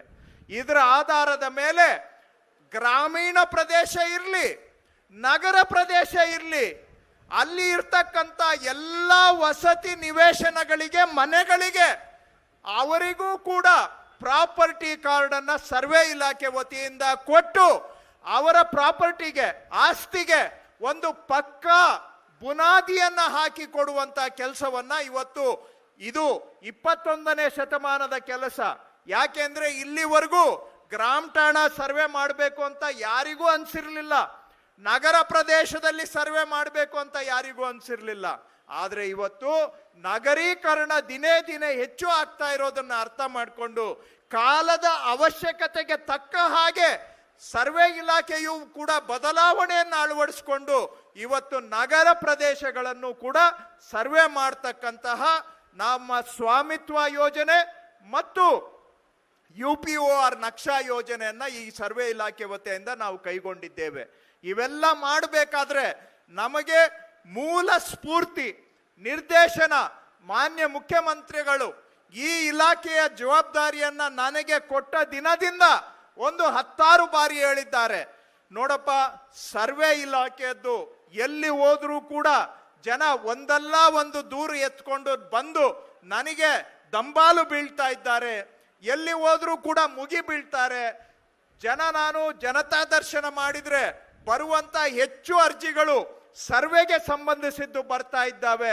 ಹಾಗಾಗಿ ಈ ಜವಾಬ್ದಾರಿಯನ್ನ ನೀನು ಬಹಳ ಗಂಭೀರವಾಗಿ ತೆಗೆದುಕೊಂಡು ಸರ್ವೆ ಇಲಾಖೆಯಲ್ಲಿ ಬಾಕಿ ಉಳಿದಿರ್ತಕ್ಕಂಥ ಸಮಸ್ಯೆಗಳನ್ನ ಶಾಶ್ವತ ಪರಿಹಾರ ಮಾಡಬೇಕು ಅಂತೇಳಿ ನಮಗೆ ಸೂಚನೆಯನ್ನ ಕೊಟ್ಟಂತವರು ನಮ್ಮ ಜನಪ್ರಿಯ ಮುಖ್ಯಮಂತ್ರಿಗಳಾದಂಥ ಮಾನ್ಯ ಸಿದ್ದರಾಮಯ್ಯನವರು. ಯಾಕೆ ಅಂದ್ರೆ ಜನಗಳಿಂದ ಅವರಿಗೆ ಆ ರೀತಿಯಾದಂಥ ಒತ್ತಡ ಬಂದ ಹಿನ್ನೆಲೆಯಲ್ಲಿ ಅದಕ್ಕೆ ಅವ್ರು ಹೇಳಿದ್ರು, ನಿಮ್ಗೆ ಏನು ಬೇಕಾದರೂ ನಾನು ಸಪೋರ್ಟ್ ಮಾಡ್ತೇನೆ, ಸಿಬ್ಬಂದಿ ನೇಮಕಾತಿ ಮಾಡೋದಕ್ಕೂ ನಾನು ಸಂಪೂರ್ಣ ಸಹಕಾರ ಕೊಡ್ತೇನೆ, ನಿಮ್ಗೆ ಹಣಕಾಸಿನ ಅವಶ್ಯಕತೆ ಬೇಕಾದ್ರೆ ಅದಕ್ಕೂ ಕೂಡ ನಾನು ಇಲ್ಲ ಅಂತ ಹೇಳೋದಿಲ್ಲ, ಆದ್ರೆ ಈ ಜನಗಳಿಗೆ ಬಾಕಿ ಇರ್ತಕ್ಕಂಥ ಕೆಲಸವನ್ನ ನೀವು ಪೂರೈಸಲೇಬೇಕು ಅಂತ ಒಂದೇ ಮಾತಿನಲ್ಲಿ ನಮಗೆ ಅವರು ಸೂಚನೆಯನ್ನ ಕೊಟ್ಟು ಅದಕ್ಕೆ ಎಲ್ಲ ಬೆಂಬಲವನ್ನು ಕೂಡ ಕೊಟ್ಟಿದ್ದಾರೆ. ಅವರ ಬೆಂಬಲದ ಹಿನ್ನೆಲೆಯಲ್ಲಿ ಇವತ್ತು ನಾವು ನಮ್ಮ ಸರ್ಕಾರ ಬಂದ ಮೇಲೆ ಮಾನ್ಯ ಮುಖ್ಯಮಂತ್ರಿಗಳ ಸಹಕಾರದಿಂದ 1227 ಪರವಾನಿಗೆ ಭೂಮಾಪಕರು ಲೈಸೆನ್ಸ್ ಸರ್ವೇಯರ್ಸ್ 1227 ಜನಕ್ಕೆ ನಾವು ಅಪಾಯಿಂಟ್ಮೆಂಟ್ ಅನ್ನ ಕೊಟ್ಟಿದ್ದೇವೆ. ಒಂದೇ ದಿನ 1199 ಜನಕ್ಕೆ ಇದೇ ಬ್ಯಾಂಕ್ವೆಟ್ ಹಾಲ್ ಅಲ್ಲಿ ನಾವು ಅಪಾಯಿಂಟ್ಮೆಂಟ್ ಲೆಟರ್ ಕೊಟ್ವಿ ಒಂದೇ ದಿನದಲ್ಲಿ. ಸೊ ಒಟ್ಟು ನಮ್ಮ ಸರ್ಕಾರ ಬಂದ ಮೇಲೆ 1227 ಪರವಾನಿಗೆ ಭೂಮಾಪಕರನ್ನ ಅಪಾಯಿಂಟ್ಮೆಂಟ್ ಮಾಡ್ಕೊಂಡಿದ್ದೇವೆ. ಯಾಕೆಂದ್ರೆ ಕೆಲಸ ಬೇಗ ಆಗ್ಬೇಕು ಅಂತೇಳಿ ಅಂತ. ಅದರ ಜೊತೆಗೆ ಇನ್ನೊಂದಿನ ಕರೆದು ನನಗೆ ಸಭೆ ಮಾಡಿದ್ರು, ನಿಮ್ಮಲ್ಲಿ ಗೌರ್ಮೆಂಟ್ ಸರ್ವೇಯರ್ಸ್ ಎಷ್ಟು ವೇಕೆನ್ಸಿ ಇದೆ ಅಂತ ಕೇಳಿದ್ರು. ಆವತ್ತಿನ ದಿನ ನಮಗೆ 750 ಗೌರ್ಮೆಂಟ್ ಸರ್ವೇಯರ್ಸ್ ವೇಕೆನ್ಸಿ ಇತ್ತು. ಒಂದೇ ಶಾರ್ಟ್ ಅಲ್ಲಿ 750 ಎಷ್ಟು ಖಾಲಿ ಹುದ್ದೆಗಳು ಇದ್ದಾವೆ ಗೌರ್ಮೆಂಟ್ ಸರ್ವೇಯರ್ಸ್ ಅಷ್ಟನ್ನು ಭರ್ತಿ ಮಾಡಿ ಅಂತ ಒಂದೇ ಆದೇಶದಲ್ಲಿ ನಮಗೆ ಒಪ್ಪಿಗೆಯನ್ನ ಕೊಟ್ಟು ಈಗ ಅದು KPSCಗೆ ಕೊಟ್ಟು ಅವರು ಪ್ರಿಲಿಮಿನರಿ ಎಕ್ಸಾಮ್ ಅನ್ನ ಮಾಡಿ ಫೈನಲ್ ಎಕ್ಸಾಮ್ ಅನ್ನ ಬರುವ ಮೇ 10-11ನೇ ತಾರೀಕಿಗೆ ನಿಗದಿ ಮಾಡಿದ್ದಾರೆ. KPSCನವರು ಎಕ್ಸಾಮ್ ಅನ್ನ ಕಂಡಕ್ಟ್ ಮಾಡಿ ಮೆರಿಟ್ ಲಿಸ್ಟ್ ಕೊಟ್ಟ ದಿನ ಅದರಲ್ಲಿ ಯಾವುದು ಕೂಡ ಇಂಟರ್ವ್ಯೂ ಇರೋದಿಲ್ಲ. ಡೈರೆಕ್ಟ್ ಆಗಿ ಮೆರಿಟ್ ಆಧಾರದ ಮೇಲೆ, ರೋಸ್ಟರ್ ಆಧಾರದ ಮೇಲೆ 1 ಪೈಸಾ ಲಂಚಕ್ಕೆ ಅವಕಾಶ ಇಲ್ಲದ ಹಾಗೆ 750 ಜನ ಗೌರ್ಮೆಂಟ್ ಸರ್ವೇಯರ್ಸ್ ಅನ್ನ ಇನ್ನ 3 ತಿಂಗಳ ಅವಧಿ ಒಳಗಡೆ ಅಪಾಯಿಂಟ್ಮೆಂಟ್ ಮಾಡ್ತೇವೆ. ಮೇ 10-11ಕ್ಕೆ ಎಕ್ಸಾಮ್ ನಿಗದಿ ಆಗಿದೆ. ಯಾರಿಗೂ ಸಲಾಂ ಹೊಡಿಬೇಕಾಗಿಲ್ಲ, ಯಾರ ಮನೆ ಬಾಗಿಲಿಗೆ ಹೋಗ್ಬೇಕಾಗಿಲ್ಲ, ಯಾರ ಮುಂದೆ ಕೈ ಚಾಚಬೇಕಾಗಿಲ್ಲ, ಯಾರ ಮುಲಾಜು ಇಲ್ಲದೆ 750 ಗೌರ್ಮೆಂಟ್ ಸರ್ವೇಯರ್ಸ್ ಅನ್ನ ನಮ್ಮ ಸರ್ಕಾರ ಅಪಾಯಿಂಟ್ಮೆಂಟ್ ಮಾಡ್ತಾ ಇದೆ. ಪಾರದರ್ಶಕವಾಗಿ ನೇರವಾಗಿ ಎಕ್ಸಾಮ್ ಬೇಸಿಸ್ ಮೇಲೆ ಯಾರು ಮುಲಾಜು ಕೂಡ ಇಲ್ಲದೆ ಅಪಾಯಿಂಟ್ಮೆಂಟ್ ಕೆಲಸವನ್ನ ನಾವು ಸದ್ಯದಲ್ಲೇ ಮಾಡೋರಿದ್ದೇವೆ. ಅದರ ಜೊತೆಗೆ 36 ಜನ assistant director of land records ADLR ಪೋಸ್ಟುಗಳು ಆವತ್ತಿನ ದಿನ ಎಷ್ಟು ಖಾಲಿ ಇತ್ತು ಅದಕ್ಕೂ ಕೂಡ ಒಪ್ಪಿಗೆಯನ್ನ ಕೊಟ್ಟು ಅದು ಕೂಡ ಈಗ ಎಕ್ಸಾಮ್ ಆಗಿದೆ. ಇನ್ನು ಕೆಲವೇ ದಿನಗಳಲ್ಲಿ ಸೆಲೆಕ್ಷನ್ ಲಿಸ್ಟು ಕೂಡ ಹೊರಗೆ ಬರೋದಿದೆ. ಅವರಿಗೂ ಕೂಡ ಬರುವ 1-2 ತಿಂಗಳ ಅವಧಿಯ ಒಳಗಡೆ 36 ಜನ ADLR ಪೋಸ್ಟ್ಗಳದ್ದು ಕೂಡ ರಿಕ್ರೂಟ್ಮೆಂಟ್ ಮಾಡ್ತಾ ಇದ್ದೇವೆ. ಯಾಕೆ ಅಂತ ಹೇಳಿದ್ರೆ ಮಾನವ ಸಂಪನ್ಮೂಲ ಇಲ್ಲದೆ ಜನಪರ ಕೆಲಸವನ್ನ ನಾವು ಮಾಡಲಿಕ್ಕೆ ಆಗೋದಿಲ್ಲ. ಆ ಕಾರಣದಿಂದ ಮಾನವ ಸಿಬ್ಬಂದಿಯನ್ನ ನೇಮಕ ಮಾಡಿಕೊಡ್ಲಿಕ್ಕೆ ನಮ್ಮ ಸರ್ಕಾರದಲ್ಲಿ ಮುಖ್ಯಮಂತ್ರಿಗಳು ನಮಗೆ ಎಲ್ಲ ರೀತಿಯಲ್ಲೂ ಕೂಡ ಸಹಕಾರವನ್ನ ಕೊಟ್ಟಿದ್ದಾರೆ. ಜೊತೆಗೆ ನಮ್ಮ ಇಲಾಖೆಯಲ್ಲಿ ಪ್ರಧಾನ ಕಾರ್ಯದರ್ಶಿಗಳು, ನಾವು ಆಯುಕ್ತರು ಎಲ್ಲ ಕೂತ್ಕೊಂಡು ಇದು ಇವತ್ತಿಗೂ ಕೂಡ ಪ್ರಪಂಚ ಇಷ್ಟು ಬದಲಾವಣೆ ಆಗಿದೆ, ಆದ್ರೆ ನಾವು ಸರ್ವೆ ಮಾಡುವಂತ ವಿಧಾನ ನೋಡಿದ್ರೆ 1802ನೇ ಇಸ್ವಿಯಲ್ಲಿ ಯಾವ ವಿಧಾನ ಚೈನ್ ಹಿಡ್ಕೊಂಡು ಸ್ಟಾಫ್ ಹಿಡ್ಕೊಂಡು ಮಾಡ್ತಾ ಇದ್ರು, ಆಮೇಲೆ ಏನ್ ಹೇಳ್ತೀರಾ ಬೋರ್ಡ್ ಇಟ್ಕೊಂಡು ಅದ್ರ ಮೇಲೆ ಬರೆಯೋದು, ಈ ಪದ್ಧತಿಯಲ್ಲಿ ಯಾವುದೂ ಬದಲಾವಣೆ ಆಗಿಲ್ಲ. ಕಾಲ ಇಷ್ಟು ಆಧುನೀಕರಣ ಆಗಿದೆ, ಜಗತ್ತು ಮುಂದಕ್ಕೆ ಹೋಗಿದೆ, ತಂತ್ರಜ್ಞಾನ ಬಂದಿದೆ, ಆದ್ರೆ ನಾವು ಸರ್ವೆ ಮಾಡೋ ಕೆಲಸ ಇನ್ನೂ 200 ವರ್ಷದ ಹಿಂದೆನೇ ಉಳ್ಕೊಂಡು ಬಂದಿದೆ. ಇದರಿಂದ ತೊಂದರೆ ಏನು ಅಂತ ನೀವು ಕೇಳಬಹುದು. ತೊಂದರೆ ಏನು ಅಂದ್ರೆ ಅನಗತ್ಯವಾಗಿ ಒಂದು ಸರ್ವೆ ಮಾಡಬೇಕು ಅಂದ್ರೆ 3-6 ಜನ ಜಮೀನು ಅಲಿಬೇಕು, ಅದು ಚೈನ್ ಹಿಡ್ಕೊಂಡು ಅಲಿಬೇಕು. ಆ ಚೈನು ತೂಕ ಸುಮಾರು ಒಂದು 15-20 kg. ಅದನ್ನ ಒಬ್ಬ ಬಾಂಧು ಜವಾನ ಹೊರಬೇಕು, ಈ ಕಡೆ ಒಬ್ಬ ಹಿಡ್ಕೋಬೇಕು, ಆ ಕಡೆ ಒಬ್ಬ ಹಿಡ್ಕೋಬೇಕು, ಒಬ್ಬ ಮೆಜರ್ಮೆಂಟ್ ಬರಿಬೇಕು, ಆಮೇಲೆ ಬರಬೇಕು, ಆಮೇಲೆ ಎಲ್ಲ ಪೇಪರ್ ಮೇಲೆ 3 ಗಂಟೆ ಸಮಯ ರೆಕಾರ್ಡ್ ಅನ್ನ ಬಿಲ್ಡಪ್ ಮಾಡಬೇಕು. ಆದ್ರೆ ಇವತ್ತು ತಂತ್ರಜ್ಞಾನ ಎಷ್ಟು ಮುಂದಕ್ಕೆ ಹೋಗಿದೆ ಅಂತ ಹೇಳಿದ್ರೆ, ಮೊಬೈಲ್ನಲ್ಲೇ ಪ್ರಪಂಚವನ್ನ ಕಾಣುವಂತ ಸಂದರ್ಭದಲ್ಲಿ ಈ 200 ವರ್ಷದ ಹಳೆ ತಂತ್ರಜ್ಞಾನದ ಆಧಾರದ ಮೇಲೆ ಕೆಲಸ ಮಾಡೋದು ನಮ್ಮ ಸಿಬ್ಬಂದಿಗೆ ಮಾಡ್ತಕ್ಕಂಥ ಅನ್ಯಾಯ. ಯಾಕೆಂದ್ರೆ ಅನಗತ್ಯವಾಗಿ ನಮ್ಮ ಸಿಬ್ಬಂದಿ ಬಿಸಿಲಲ್ಲಿ, ಮಳೆಯಲ್ಲಿ, ಆ ಜಮೀನುಗಳಲ್ಲಿ, ಕಾಡಲ್ಲಿ ಬೇಲಿಯನ್ನ ದಾಟಿ ಹೋಗ್ಬೇಕಾದ್ರೆ, ಚೈನ್ ಹಿಡಿಬೇಕಾದ್ರೆ ಆ ಕಷ್ಟ ಅವರಿಗೆ ಗೊತ್ತು. ಇಷ್ಟು ಸರಳ ತಂತ್ರಜ್ಞಾನ ಇರುವಾಗ ಯಾಕೆ ನಮ್ಮ ಕೆಲಸವನ್ನ ಸರಳೀಕರಣ ಮಾಡಿ ನಮ್ಮ ಸಿಬ್ಬಂದಿಯ ಮೇಲಿನ ಹೊರೆಯನ್ನ ಕಡಿಮೆ ಮಾಡುವಂತ ಕೆಲಸ ಯಾಕೆ ಮಾಡಿಲ್ಲ ಅಂತ ನಾವು ವಿಚಾರ ಮಾಡಿ ತತ್ಕ್ಷಣ ತೀರ್ಮಾನ ಮಾಡಿ ಹೊಸ ತಂತ್ರಜ್ಞಾನ ಆಧಾರಿತವಾದಂತ ರೋವರ್ ಬೇಸ್ಡ್ ಸರ್ವೆ ಮಾಡುವುದಕ್ಕೆ ಬೇಕಾದಂತ ರೋವರ್ ಸೆಟ್ಗಳನ್ನ ಖರೀದಿ ಮಾಡಬೇಕು ಅಂತ ಪ್ರಸ್ತಾವನೆಯನ್ನ ಮುಖ್ಯಮಂತ್ರಿಗಳಿಗೆ ಕೊಟ್ಟಾಗ ತಕ್ಷಣ ಅವರು ಮೊದಲನೇ ಹಂತದಲ್ಲಿ ನಮಗೆ 475 ರೋವರ್ಗಳನ್ನ ಖರೀದಿ ಮಾಡಲಿಕ್ಕೆ ಅವಕಾಶ ಮಾಡಿಕೊಟ್ರು. ಅದಾದ್ಮೇಲೆ ಪ್ರಿನ್ಸಿಪಲ್ ಸೆಕ್ರೆಟರಿ ಅವರು ನಾನು ಫೀಲ್ಡ್ಗೆ ಹೋಗಿ ಇದು ಯಾವ ರೀತಿ ಕೆಲಸ ಮಾಡ್ತಾ ಇದೆ ಅಂತ ಒಂದೆರಡು ಕಡೆ ನೋಡಿದಾಗ ಫೀಲ್ಡ್ ಅಲ್ಲಿ ನಮ್ಮ ಗೌರ್ಮೆಂಟ್ ಸರ್ವೇಯರ್ಸೇ ಹೇಳಿದ್ರು, ಮ್ಯಾನ್ಯುವಲ್ ಆಗಿ ಸರ್ವೆ ಮಾಡಬೇಕಾದ್ರೆ ಸರಾಸರಿ 60 ರಿಂದ 70 ನಿಮಿಷ ಬೇಕು ಒಂದು ತುಂಡನ್ನ ಸರ್ವೆ ಮಾಡಲಿಕ್ಕೆ. ಅದೇ ರೋವರ್ ಇಟ್ಕೊಂಡು ಸರ್ವೆ ಮಾಡಿದ್ರೆ 8 ನಿಮಿಷದಲ್ಲಿ ಒಂದು ಜಮೀನನ್ನ ಸರ್ವೆ ಮಾಡಬಹುದು ಅಂತೇಳಿ.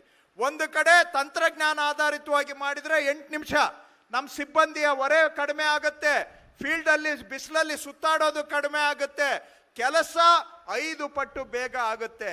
ಇನ್ನೊಂದು ಕಡೆ ಹಳೆ ಕಾಲದ ಓಬಿರಾಯಿನ ತಂತ್ರಜ್ಞಾನ, ಇದನ್ನ ಫೀಲ್ಡ್ ಅಲ್ಲಿ ನಾವು ಟ್ರಯಲ್ ಮಾಡಿ ಕೊನೆಗೆ ನಾವು ತೀರ್ಮಾನ ಮಾಡಿದ್ವಿ, ನಮ್ಮ ಇಲಾಖೆಯಲ್ಲಿರುವ ಪ್ರತಿಯೊಂದು ಸರ್ವೇಯರ್ಗೂ ಕೂಡ ಒಂದು ಸೆಟ್ ರೋವರ್ ಅನ್ನ ಕೊಡಬೇಕು ಅಂತ ತೀರ್ಮಾನ ಮಾಡಿ 5,000 ರೋವರ್ ಕೊಡಬೇಕು ಅಂತ ನಾವು ಮುಖ್ಯಮಂತ್ರಿಗಳಿಗೆ ಪ್ರಸ್ತಾವನೆ ಇಟ್ಟಾಗ ಒಂದು ದೂಸರ ಮಾತು ಹೇಳದೆ 5,000 ರೋವರ್ಗಳನ್ನ ಖರೀದಿ ಮಾಡಲಿಕ್ಕೆ ಮುಖ್ಯಮಂತ್ರಿಗಳು ನಮಗೆ ಅನುಮತಿಯನ್ನ ಕೊಟ್ಟಿದ್ದಾರೆ.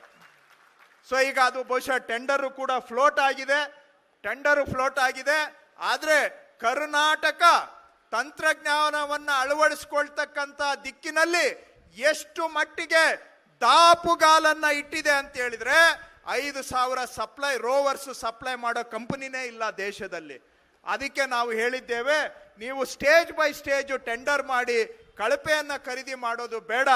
ಯಾಕೆ ಅಂದ್ರೆ ಇಷ್ಟು ಮಟ್ಟದಲ್ಲಿ ತಂತ್ರಜ್ಞಾನವನ್ನು ಅಳವಡಿಸ್ಕೊಳ್ತಕ್ಕಂಥ ಕೆಲಸ ಆಗ್ಬೇಕು ಅಂತ ಹೇಳಿದ್ರೆ ಸಪ್ಲೈ ಮಾಡುವಂತ ಸಾಮರ್ಥ್ಯನೂ ಕೂಡ ಇರಬೇಕು. ಅದನ್ನ ನೋಡಿಕೊಂಡು ನಾವು 5,000ಕ್ಕೆ ಕ್ಯಾಬಿನೆಟ್ ನಮಗೆ ಅಪ್ರೂವಲ್ ಕೊಟ್ಟಿದೆ. ಹಂತವಾಗಿ ಅವುಗಳನ್ನ ಖರೀದಿ ಮಾಡಿ ನಮ್ಮಲ್ಲಿರ್ತಕ್ಕಂಥ 5,000 ಗೌರ್ಮೆಂಟ್ ಸರ್ವೇಯರ್ ಇರಲಿ, ಲೈಸೆನ್ಸ್ ಸರ್ವೇಯರ್ ಇರಲಿ, ಯಾರು ಫೀಲ್ಡ್ಗೆ ಹೋಗ್ತಾರೆ ಅವತ್ತು ಅವ್ರ ಕೈಯಲ್ಲಿ ಒಂದು ರೋವರು ಟ್ಯಾಬ್ ಇರಬೇಕು. ಆ ಒಂದು ತೀರ್ಮಾನವನ್ನ ನಾವು ಮಾಡಿದ್ದೇವೆ. ಇದರಿಂದ ಕರಾರುವಕ್ಕಾಗಿ ನಾವು ಸರ್ವೆ ಮಾಡಲಿಕ್ಕೆ ಸಾಧ್ಯ ಆಗುತ್ತೆ. ಮಾನವ ಸಿಬ್ಬಂದಿ ಅಂದ್ರೆ ನೌಕರರ ಮೇಲೆ ಬಿಸಿಲಿನಲ್ಲಿ ಕೆಲಸದ ಹೊರೆ ಕಡಿಮೆ ಆಗುತ್ತೆ. ನಮ್ಮ ನೌಕರರ ಮೇಲೆ ಒಂಥರ ಮ್ಯಾನ್ಯುವಲ್ ಲೇಬರ್ ಕಡಿಮೆ ಆಗಿ ಬೇಗ ಕೆಲಸ ಮಾಡಲಿಕ್ಕೆ ನಮ್ಮ ನೌಕರರಿಗೆ ಅನುಕೂಲ ಆಗುತ್ತೆ. ಮೂರನೇದು, ಇನ್ನು ಮುಂದೆ ಎಲ್ಲಾ ಮ್ಯಾಪು ಕೂಡ ಡಿಜಿಟಲ್ ಆಗಿ ನಾವು ತಯಾರು ಮಾಡಲಿಕ್ಕೆ ಸಾಧ್ಯ ಆಗುತ್ತೆ. ನಾಲ್ಕನೇದು, ಬರ್ತಾ ಇಡೀ ಕರ್ನಾಟಕವನ್ನ ಸರ್ವೆ ಮ್ಯಾಪ್ ಅನ್ನ ಗಣಕೀಕರಣ 100ಕ್ಕೆ 100 ಗಣಕೀಕರಣ ಮಾಡಲಿಕ್ಕೆ ಸಾಧ್ಯ ಆಗುತ್ತೆ. ಐದನೇ ವಿಷಯ, ನೀವೇನೀಗ ಫೀಲ್ಡ್ ಅಲ್ಲಿ ಮ್ಯಾನ್ಯುವಲ್ ಆಗಿ ಸರ್ವೆ ಮಾಡಿ ಬಂದು ಬೋರ್ಡ್ ಅಲ್ಲಿ ಆಮೇಲೆ ಡ್ರಾಯಿಂಗ್ ಮಾಡೋದು, ಮೆಜರ್ಮೆಂಟ್ ಬರ್ಕೊಂಡು ಬಂದಿರ್ತೀರಾ, ಅದಾದ್ಮೇಲೆ ರೂಲರ್ ಹಿಡ್ಕೊಂಡು ಪೆನ್ಸಿಲ್ ಹಿಡ್ಕೊಂಡು ಪೆನ್ ಹಿಡ್ಕೊಂಡು ಆಮೇಲೆ ಡ್ರಾಯಿಂಗ್ ಮಾಡೋದು, ಅದಕ್ಕೆ ಶರ ಬರೆಯೋದು, ಇದೆಲ್ಲವೂ ಕೂಡ ಡಿಜಿಟೈಸ್ ಆಗಬೇಕು. ಇದೆಲ್ಲವೂ ಕೂಡ ಆಟೋಮ್ಯಾಟಿಕ್ ಆಗಿ ಆಗಬೇಕು ಅಂತ ನಾನು ಕಮಿಷನರ್ ಅವರಿಗೆ ಸೂಚನೆಯನ್ನ ಕೊಟ್ಟಿದ್ದೇನೆ. ಹಾಗಾಗಿ 2025-26ನೇ ವರ್ಷ ಏನಿದೆ ಇದನ್ನ ನಾನು ಇವತ್ತು ಮುಖ್ಯಮಂತ್ರಿಗಳ ಸಮ್ಮುಖದಲ್ಲಿ ಘೋಷಣೆ ಮಾಡ್ತಾ ಇದ್ದೇನೆ. ಇದು ನಮ್ಮ ಸರ್ವೆ ಇಲಾಖೆಯ ಆರಂಭದಿಂದ ಅಂತ್ಯದವರೆಗೆ, ಅಂದ್ರೆ ಇಂಗ್ಲಿಷ್ ನಲ್ಲಿ ಎಂಡ್ ಟು ಎಂಡ್ ಅಂತ ಹೇಳ್ತೀವಲ್ಲ, ಸ್ಟಾರ್ಟ್ ಇಂದ ಎಂಡ್ ವರೆಗೆ ಎಲ್ಲಾ ಪ್ರಕ್ರಿಯೆಯಲ್ಲೂ ಕೂಡ ಗಣಕೀಕರಣ ಕಂಪ್ಯೂಟರೈಸೇಷನ್ ಮಾಡುವಂತ ವರ್ಷ ಅಂತೇಳಿ ನಾನು ಇವತ್ತು ಚಾಲೆಂಜ್ ಅನ್ನ ತಗೊಂಡ್ಕೊಂಡಿದ್ದೇನೆ.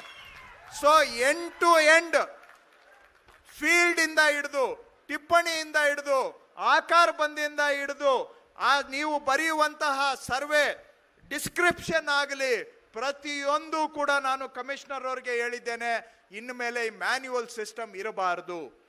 ಆಕ್ಯುರೇಟ್ ಆಗಿರುವಂತಹ ಡಿಜಿಟಲ್ ಸಿಸ್ಟಮ್ ಅನ್ನ ಅಡಾಪ್ಟ್ ಮಾಡ್ಕೋಬೇಕು.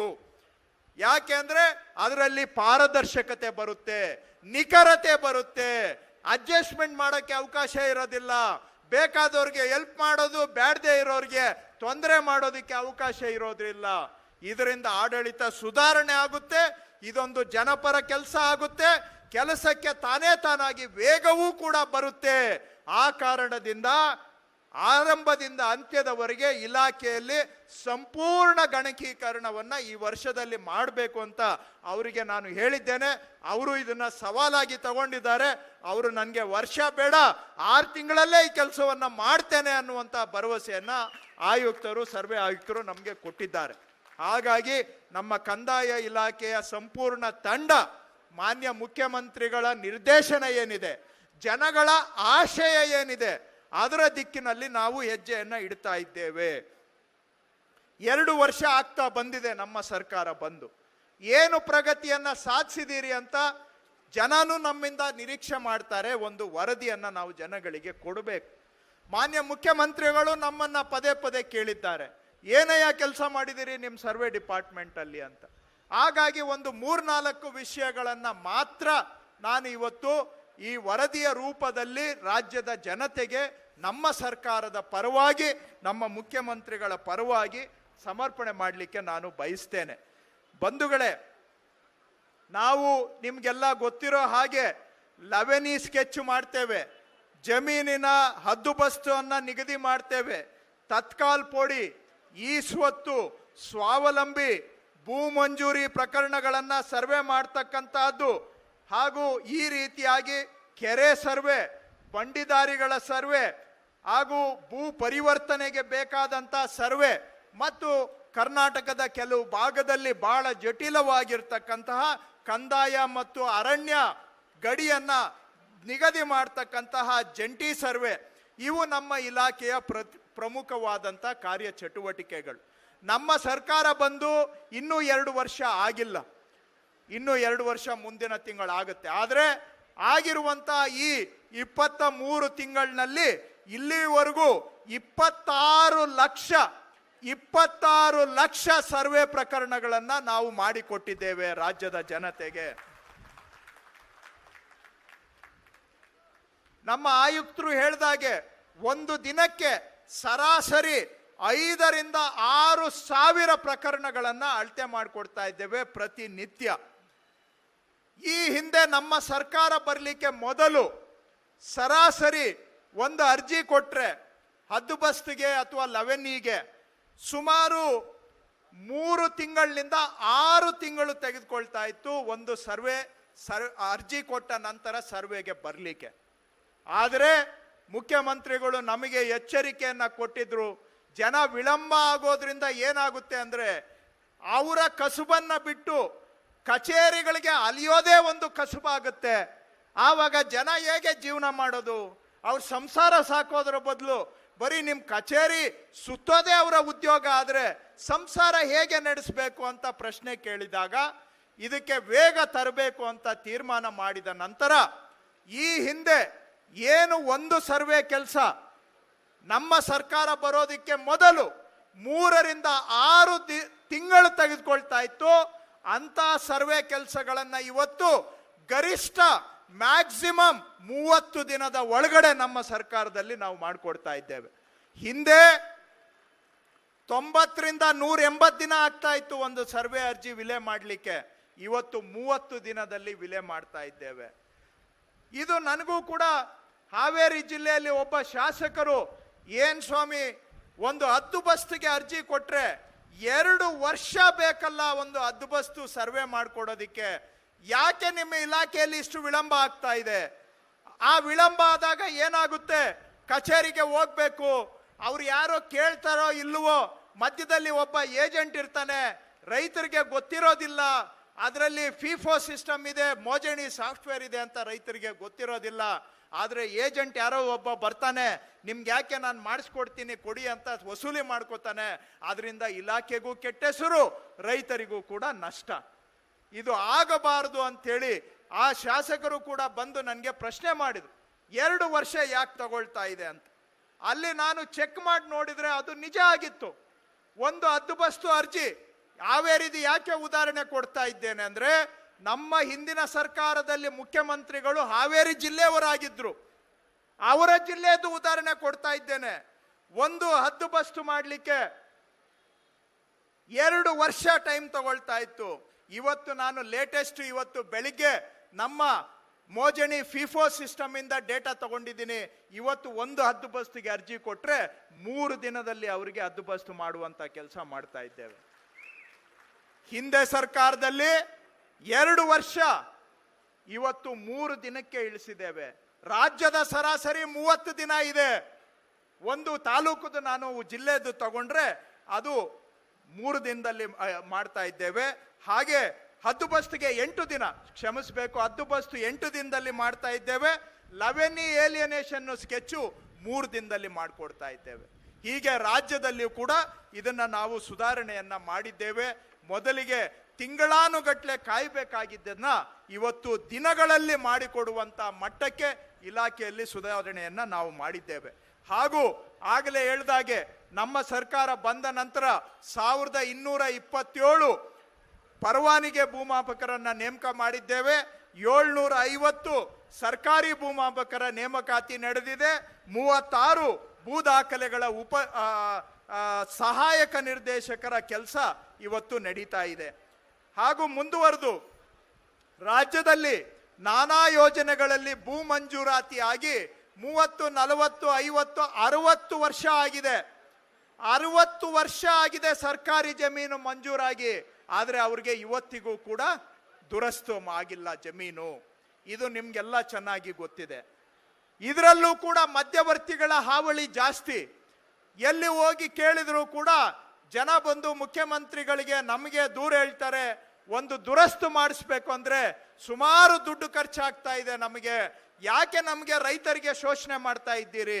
40 ವರ್ಷ ಹಿಂದೆ ಭೂ ಮಂಜೂರಾತಿ ಮಾಡಿ 40 ವರ್ಷ ಆದರೂ ಕೂಡ ನಮಗೆ ಒಂದು ದುರಸ್ತು ಸ್ಕೆಚ್ ಮಾಡಿಕೊಡದೆ ಇವತ್ತು ಜಮೀನ್ ಕೊಟ್ಟಿದ್ದೀರಾ, ಆದ್ರೆ ನಮ್ಮ ಜುಟ್ಟನ್ನ ನಿಮ್ಮ ಕೈಯಲ್ಲಿ ಹಿಡ್ಕೊಂಡು ದಿನ ಬೆಳಿಗ್ಗೆ ಆದ್ರೆ ನಿಮ್ಮ ಕಚೇರಿಗೆ ಅಲಿಯುವಂತ ಕೆಲಸ ಮಾಡಿ, ನಾಮಕಾವಾಸ್ತೆ ಮಾತ್ರ ಏನು ಹೆಸರಿಗೆ ನಮಗೆ ಜಮೀನಿದೆ, ಆದ್ರೆ ಅದಕ್ಕೆ ಬೇಕಾದಂತ ಎಲ್ಲಾ ದಾಖಲೆಗಳನ್ನು ನಮಗೆ ಮಾಡಿಕೊಡದೆ ಶೋಷಣೆ ಮಾಡ್ತಾ ಇದ್ದೀರಾ ಅಂತ ಹೇಳಿದ ಮೇಲೆ ಇವತ್ತು ಸರಳೀಕೃತ ದರಖಾಸ್ತು ದುರಸ್ತು ಪೋಡಿ ಅಭಿಯಾನವನ್ನ ರಾಜ್ಯದಲ್ಲಿ ಆರಂಭ ಮಾಡಿರ್ತಕ್ಕಂಥದ್ದು ನಿಮ್ಗೆಲ್ಲ ಗೊತ್ತಿದೆ.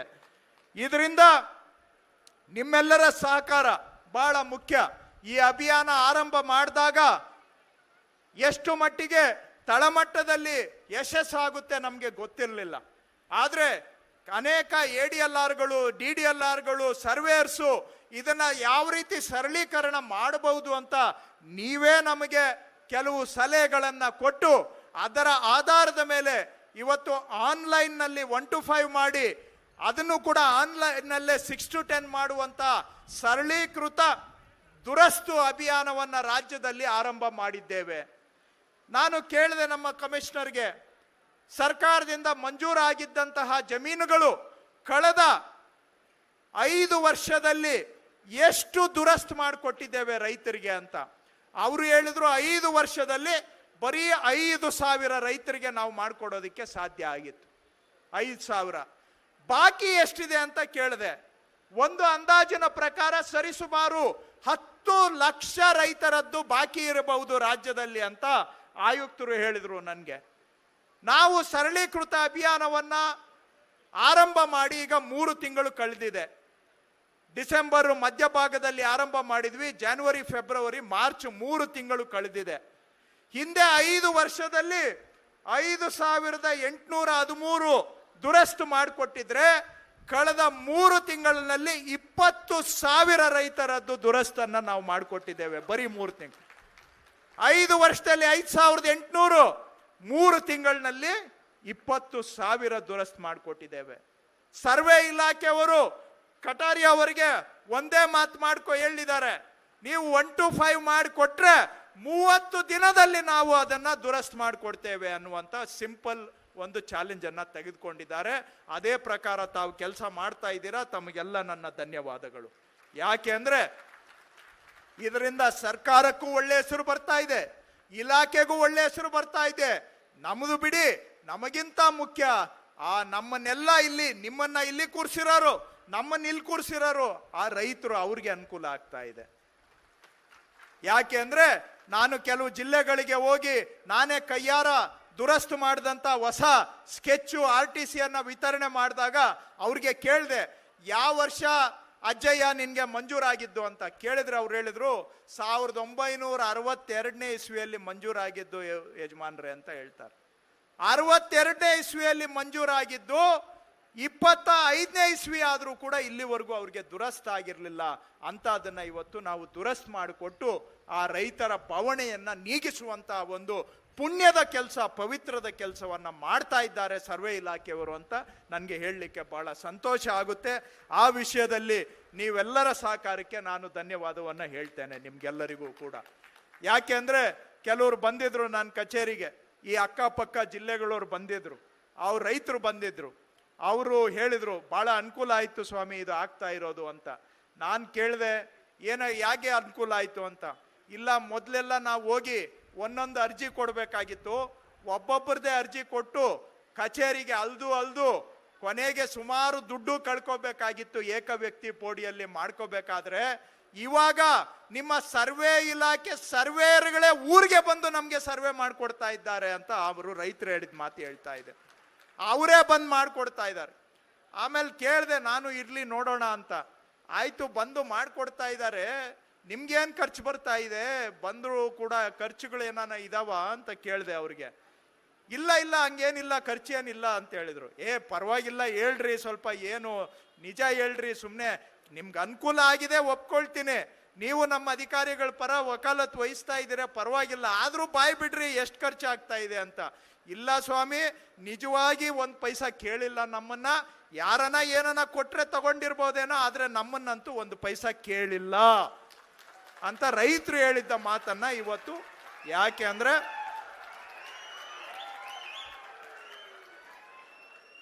ತಪ್ಪು ಮಾಡಿದ್ದನ್ನು ಹೇಳ್ಬೇಕು, ತಪ್ಪನ್ನು ನಾವು ಕಡಾಖಂಡಿತವಾಗಿ ಮಾತಾಡ್ಬೇಕಾದ್ರೆ ಒಳ್ಳೇದನ್ನು ಕೂಡ ನಾವು ಮಾತಾಡ್ಬೇಕು. ನೀವು ತಪ್ಪು ಮಾಡಿದಾಗ ತಪ್ಪು ಮಾಡಿದಿರಿ ಅಂತಾನು ನಾನು ಹೇಳಿದ್ದೇನೆ, ಆದ್ರೆ ಒಳ್ಳೇದು ಮಾಡಿದಾಗ ಒಳ್ಳೇದು ಮಾಡಿದಿರಿ ಅನ್ನೋದು ಹೇಳೋದು ನನ್ನ ಧರ್ಮ ಆಗುತ್ತೆ.